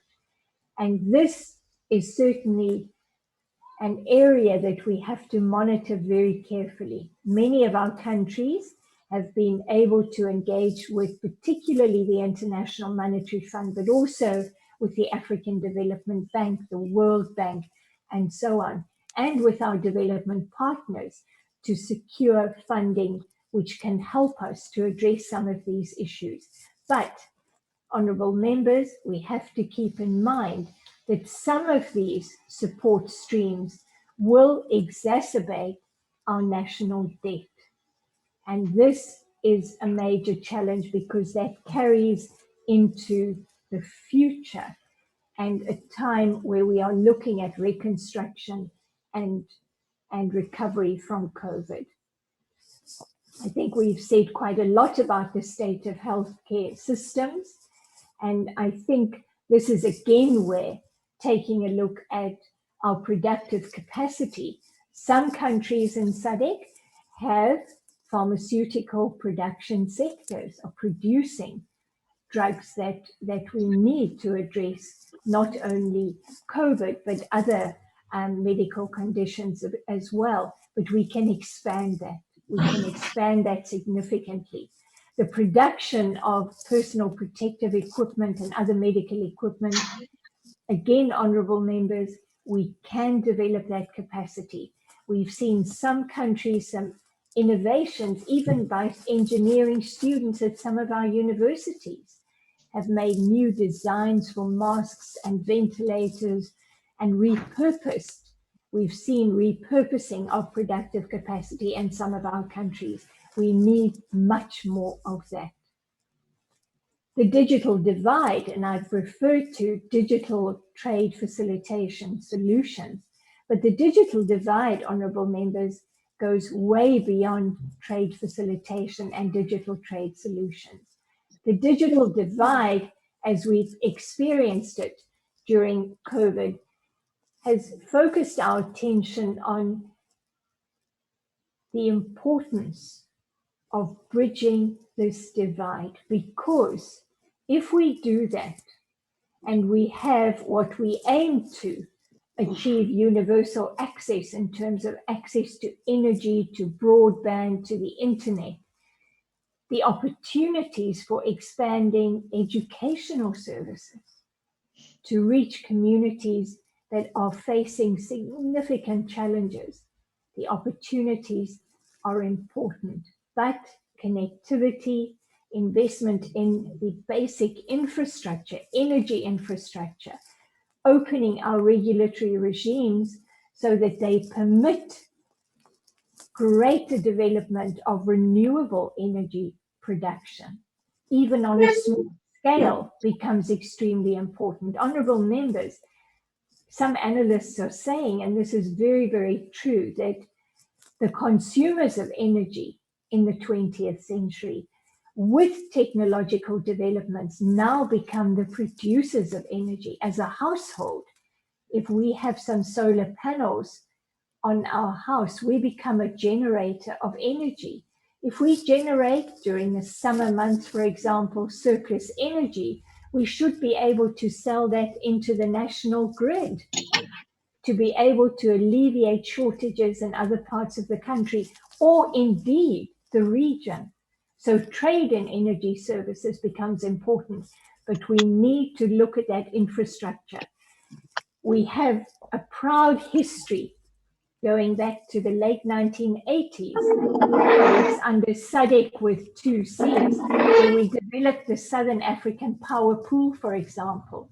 We need to revisit some of that experience and bring that into a 21st century context to bridge the divide that still exists when it comes to access to energy, and now by implication also the digital divide. We've spoken about trade and customs and border management.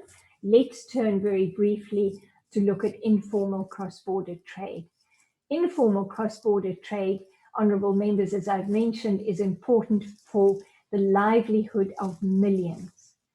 Not only border communities, but communities within the towns and cities of our countries as well. It's extremely important for food security.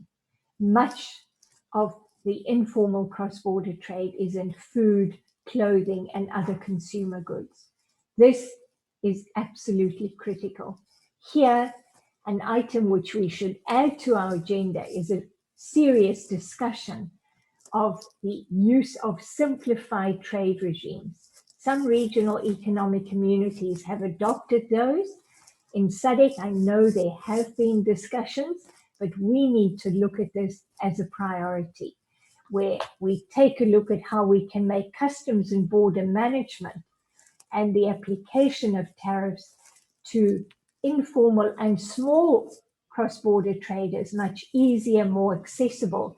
Have separate queues at the border post, for example. It is easy enough to do, honourable members, but we need management at our border posts to be able to make sure that these practices can be implemented effectively and securely.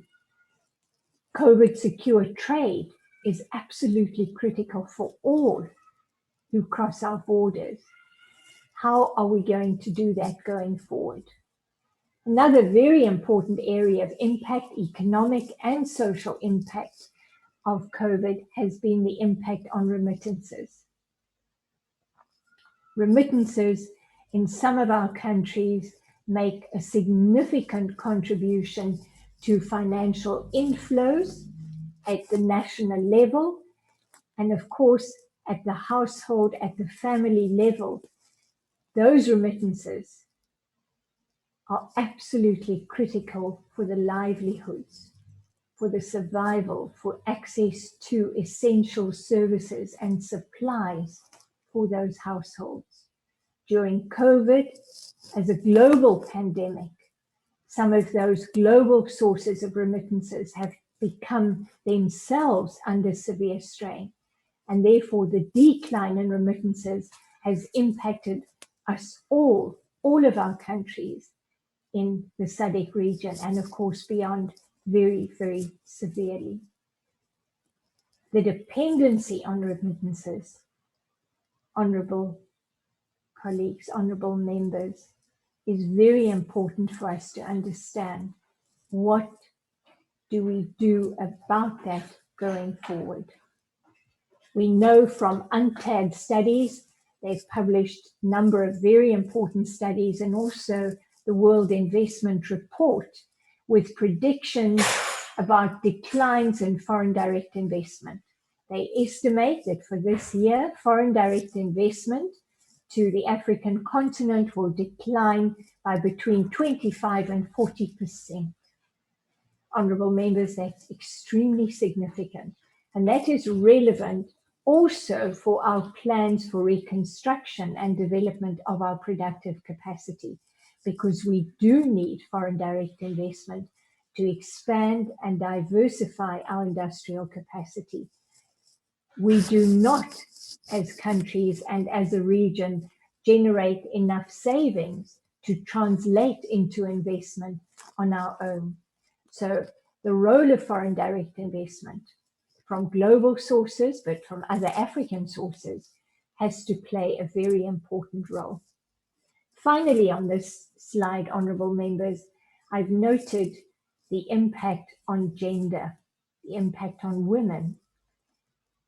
We do not have enough data and enough analysis of the impact of pandemics such as COVID on women, on households.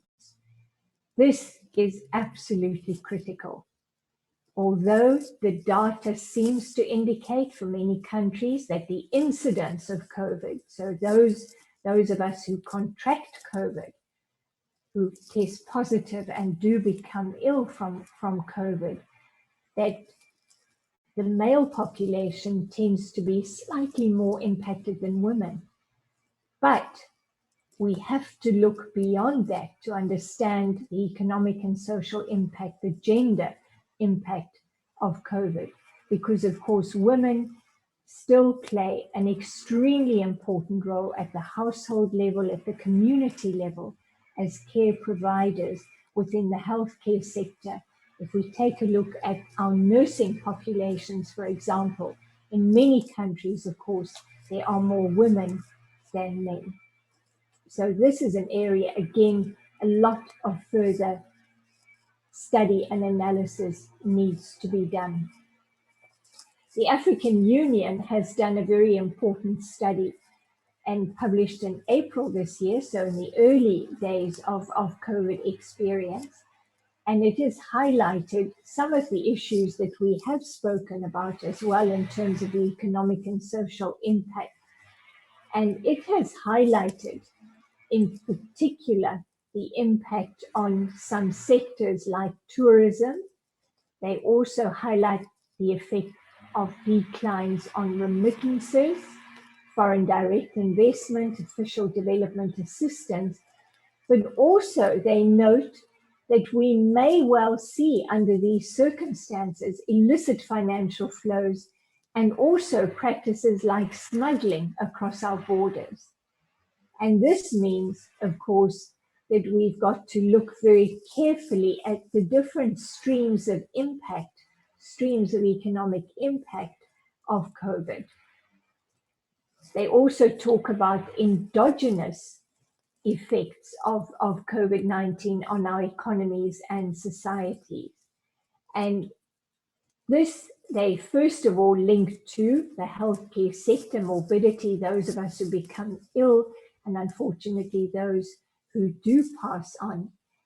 But they also focus very much on our disruption of economic activities. And this will, of course, impact employment, income generation. Our tax revenue will be impacted. As businesses close down, those sources of tax revenue are of course directly impacted. But what we've also seen, and this situates SADC as a region, but the African continent also in a global context, is the impact on commodity prices such as oil prices, but also other commodities as a result of the decline in demand as production in many of the developed countries and also in Asia, even in China, where a lot of our commodities are exported to, as production slowed down in those global areas. That meant that the demand for our commodities declined, and with decline in demand, the global prices were impacted. So this again is an area where our recovery is very much linked to the recovery of the global economy. Recovery in China, which we're starting to see some signs of, recovery in Europe and the United States, in the Middle East and elsewhere. So again, it emphasizes for us how interconnected we are, not only amongst ourselves, but also in the global context. This is part of that report, honorable colleagues, and I've taken it just straight from there because it deals with the relationship between the pandemic and the tourism sector. And the tourism sector really is a tourism economy that we talk about because, of course, tourism links to so many other sectors in the economy, the financial services sector, travel, accommodation, catering, food production, all are very closely linked to our tourism sector. And what we see from the report is how important the tourism sector for some of our countries is in terms of its contribution to overall economic activity, GDP. For some countries, it contributes Just as a sector, tourism, more than 10% of GDP. And we see some of our countries, and SADC mentioned here, Seychelles, Mauritius, Madagascar, Lesotho, Botswana, and Tanzania as well. So we can expect that if we take a look at some of the economic growth predictions, the declines in economic growth that the IMF, the World Bank, and the African Union are predicting for 2020, that we will see a significant impact on our economic growth as a result of impacts in, for example, the tourism sector. Some of the declines in economic growth that have been predicted, on average, we're looking at about a decline of 3.3%. For some countries, the decline is predicted to be much, much greater than that. So this gives us just a snapshot view of what the impact of COVID is on our economic growth, our overall economic performance. Just very briefly, honourable members, and I think we've touched on some of these issues, so I will share this with you, but it is also important just for us to take stock of some of these issues with a view to planning ahead to deal with future crises and pandemics.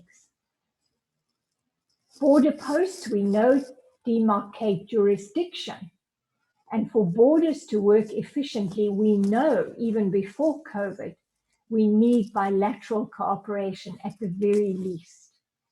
Because, of course, border closures, as we've mentioned, impact neighboring countries, but also transit to other countries along our corridors, the North-South corridor, the Trans-Kalahari corridor, and many other corridors, the Maputo Development Corridor, and so on, that are extremely important for us in SADC, but also for our connections to other neighboring countries and other regional economic communities, the East African community, the broader COMESA community, Central Africa, and even beyond that.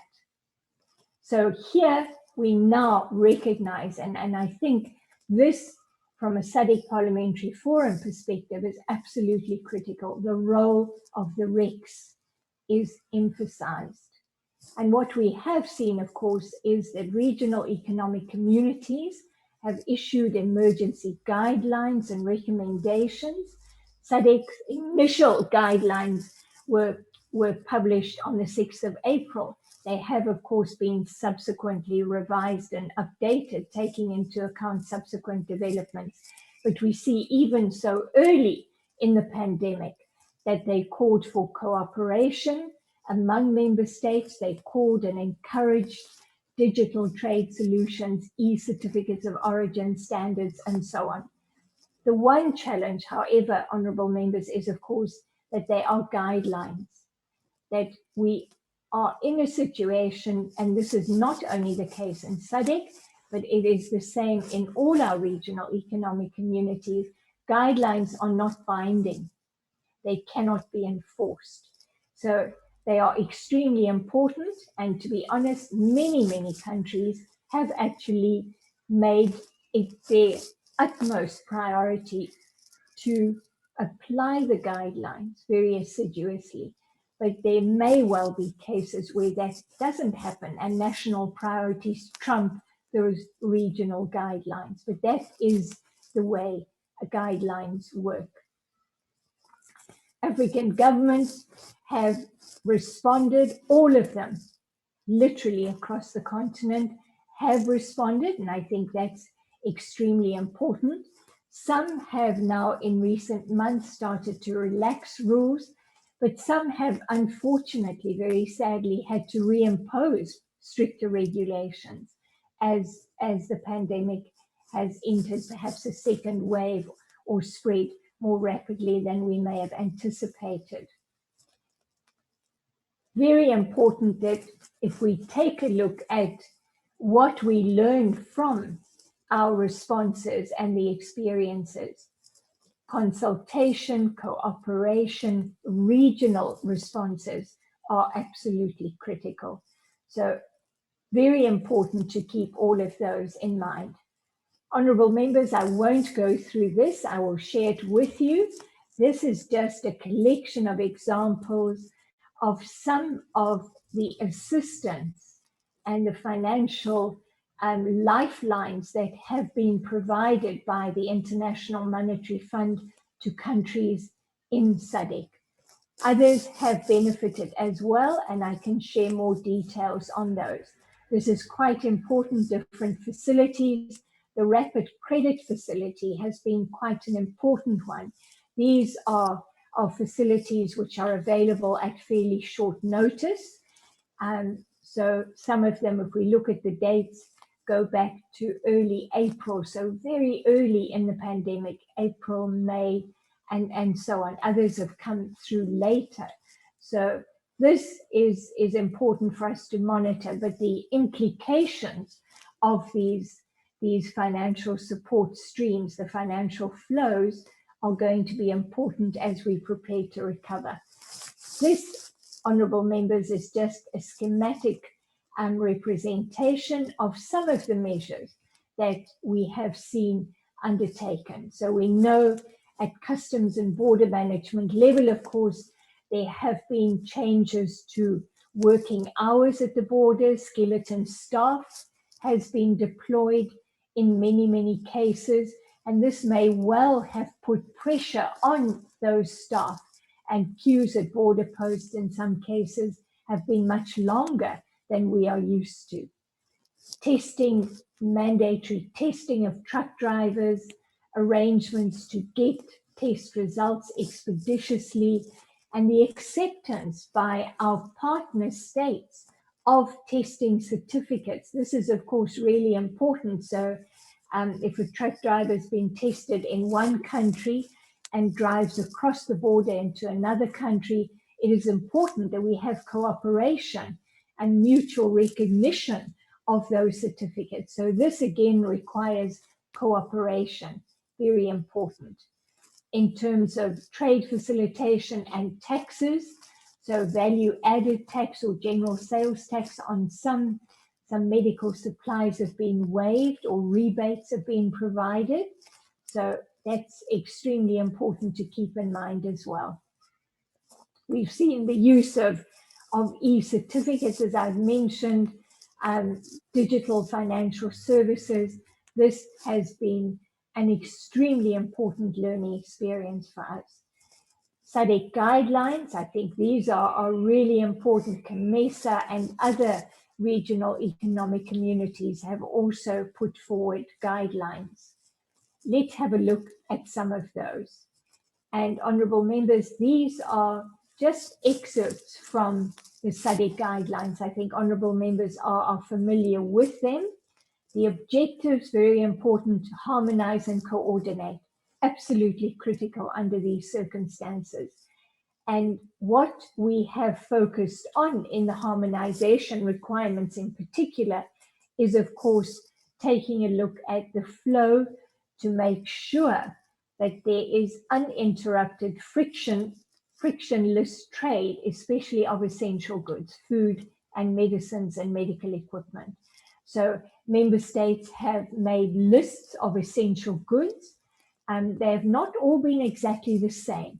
And this may well have caused some challenges for the cross-border transit of goods which are not designated as essential by one country, but have been designated as essential by another. So again, harmonization and coordination is important.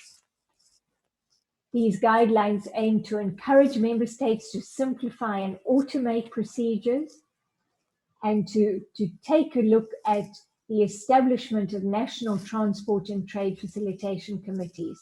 Some have these already, and they can play an extremely important role in terms of providing information, the development of guidelines, and implementing the regional guidelines. So very important that that happens. I mentioned earlier on, honourable colleagues, that the private sector has also collectively responded and come forward with recommendations for their members And these are quite important. We've seen joint statement by the SADC Business Council and the COMESA Business Council. And given the overlap of membership between SADC and COMESA, of course, this was a very pragmatic response that the two business councils actually work together and that they take a look at guidelines which they adopt or recommend as a single grouping representing business across these two regional economic communities. Publication and increasing awareness of regulations. Honourable members, this was so important, and it continues to be important that private freight forwarders, traders, importers and exporters be aware of the regulations and the changes in regulations as our member states have adapted them during COVID. We've had case studies where trucks have arrived at particular border posts only to be told that they need an export permit for an essential product, and then to contact the necessary government department, agency or ministry to be able to expeditiously get that permit so that the goods do not stay at the border for a lengthy period of time. So these are some of the issues that they have emphasized.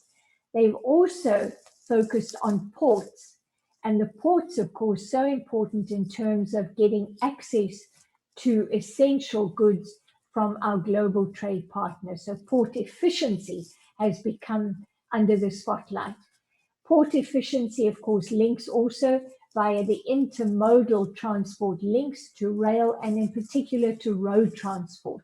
So taking a look at, for example, the testing requirements related to permits that truck drivers might need to take goods across multiple borders to their final destination.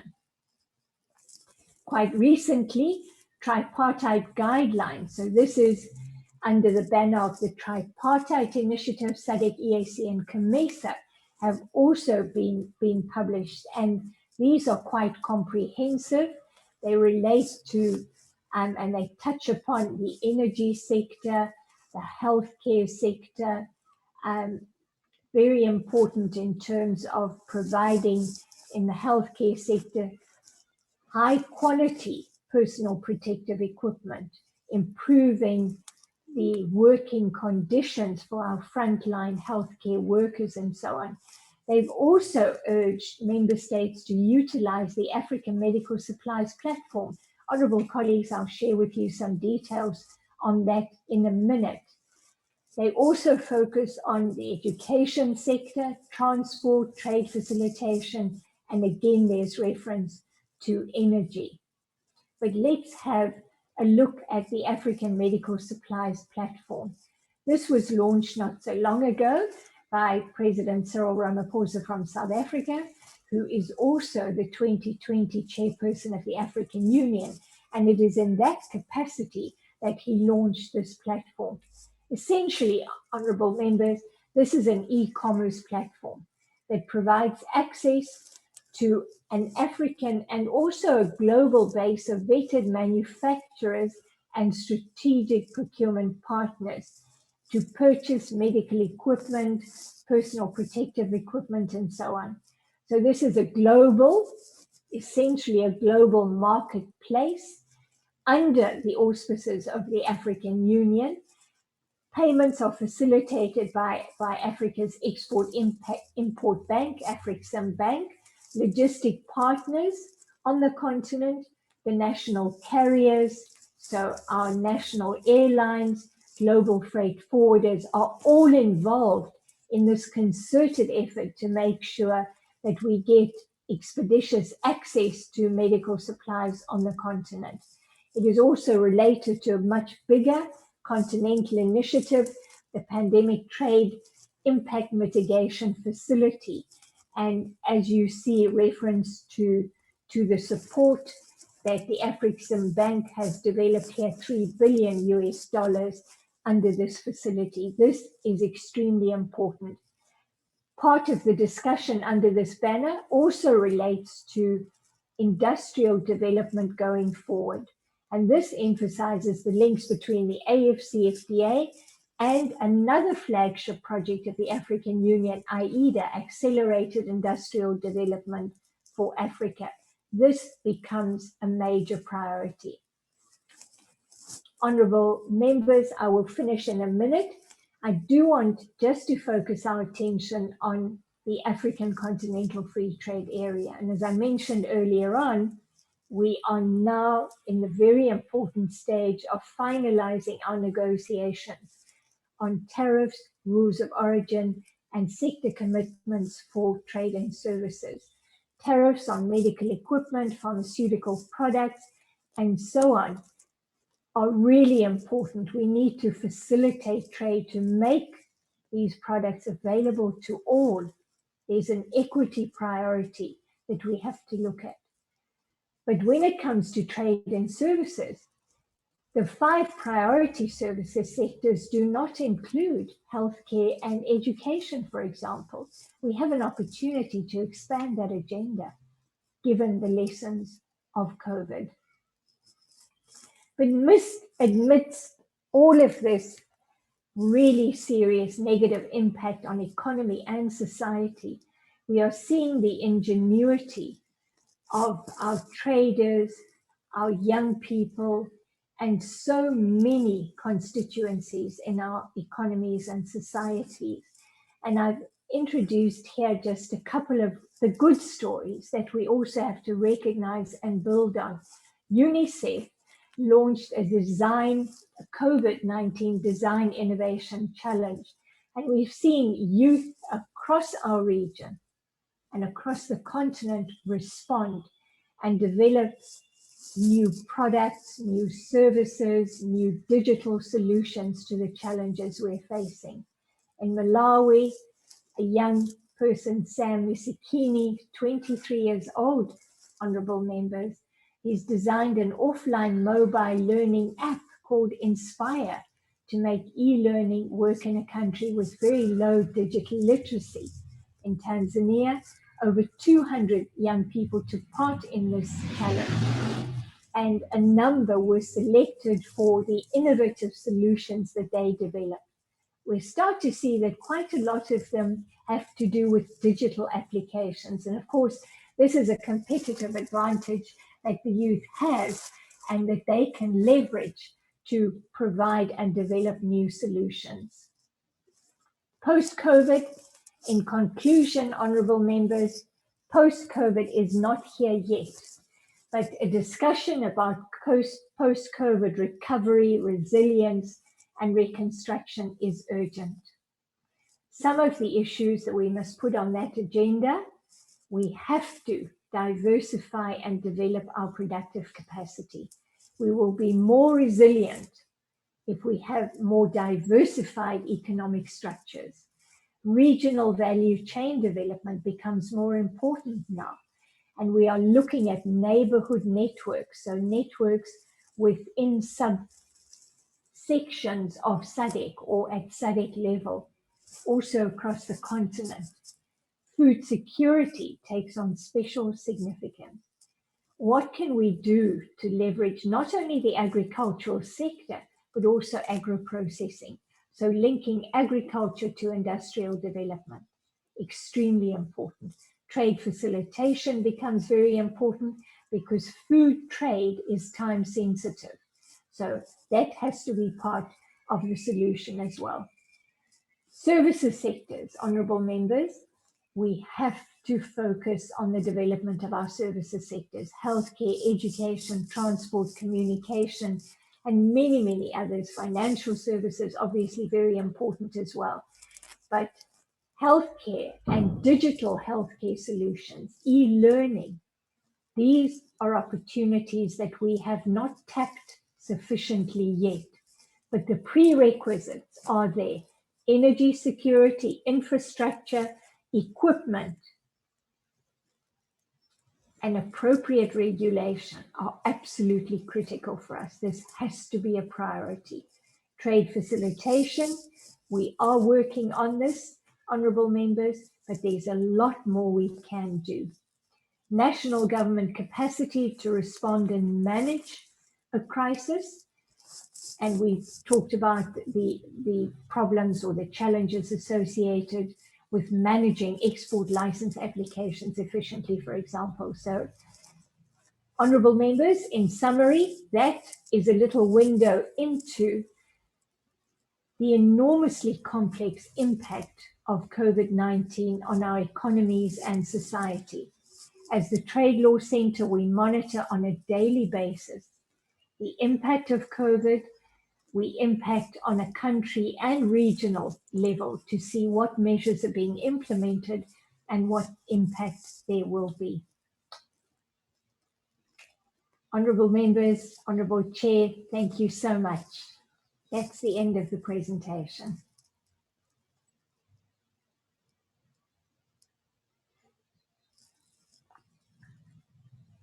Thank you so much, our resource person, Ms. Trad. That was a very wonderful, well-researched presentation with full of information that I feel as a committee, we really needed that. Honourable members, that's the end of the presentation. If it's time now that we can make contribution, comments, and also if there are any questions that we might need to ask our resource person. Thank you. Madam SG. Honorable Chair, thank you very much. I can only reiterate your observation that this was quite an informative presentation, very relevant, simplified, and where we can actually align some of the areas in this presentation with our guidelines for further research, for further follow-up. And what is actually much more important is the fact that the presentation that gives us information on the guidelines by SADC brings in many other areas or thematic areas that we can pursue as parliaments. And for that, I can only appreciate on our members and request that we use this presentation as a baseline or a reference document as we continue to implement the guidelines in our parliaments. We will definitely translate it and share it immediately with other parliaments. I thank you, Honorable Chair. Thank you so much, Madam SG.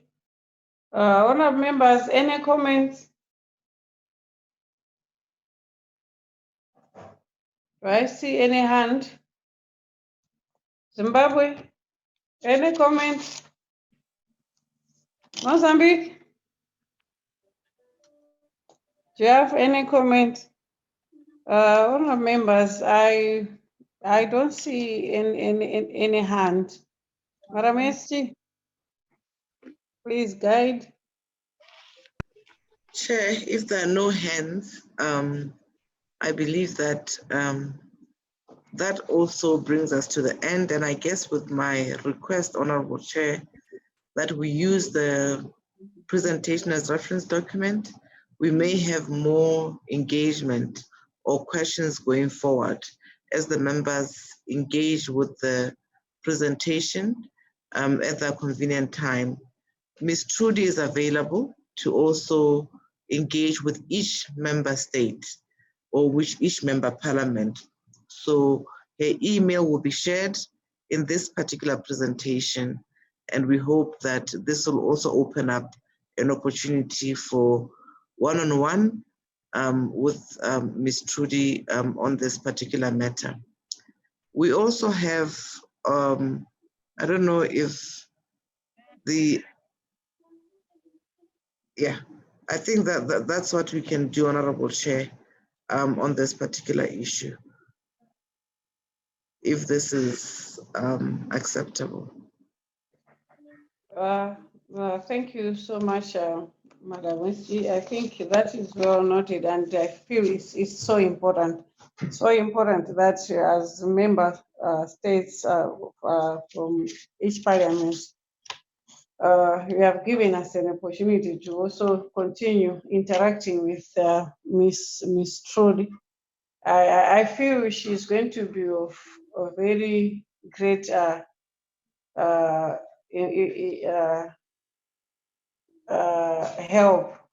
to us in combating this COVID-19 and looking at the social and economic impact that as a region we are going through. As she has already alluded to, we all share borders, and I want to agree with that whatever decision one nation makes, it's going to affect all of us as a region. So it is so important as committee members of HSDSP to keep in touch with for more information. Thank you so much, Madam ST.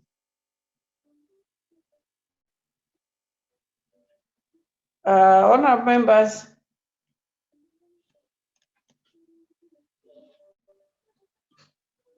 Madam ST.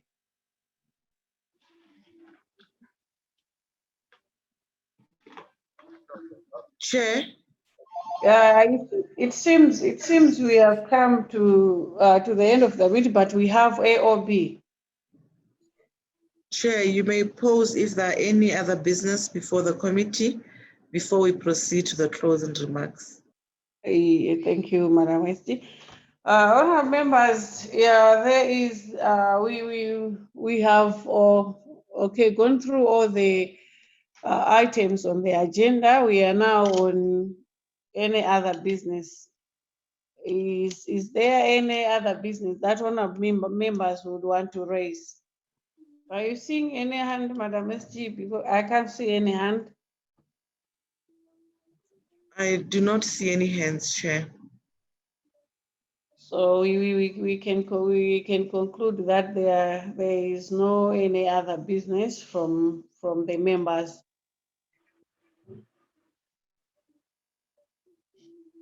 Indeed, Chair.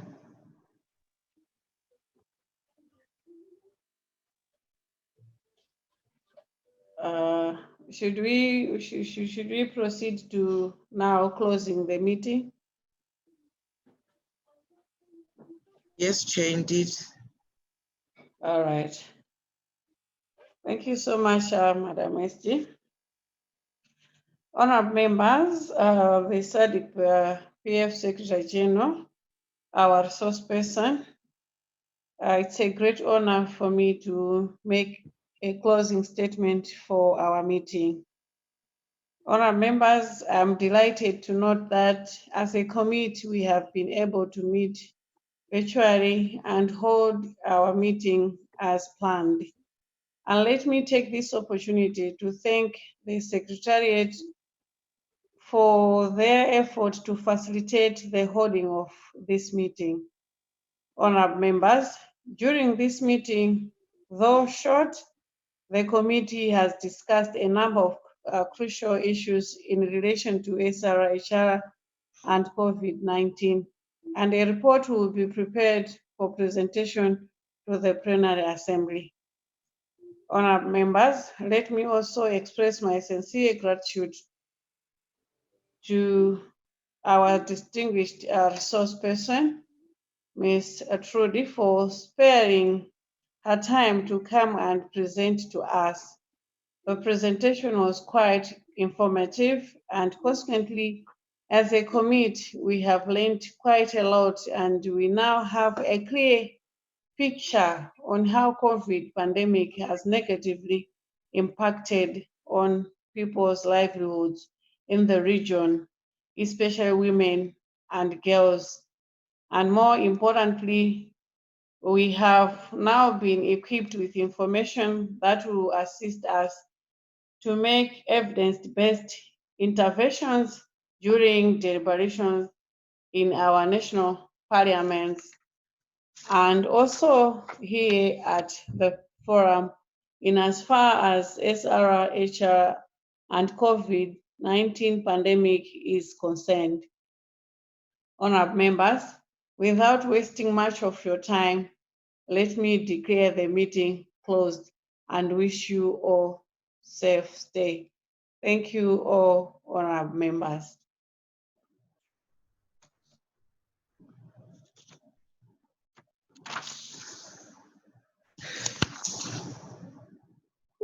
Thank you. A great pleasure. Thank you very much, honourable members, honourable chair, and honourable SG.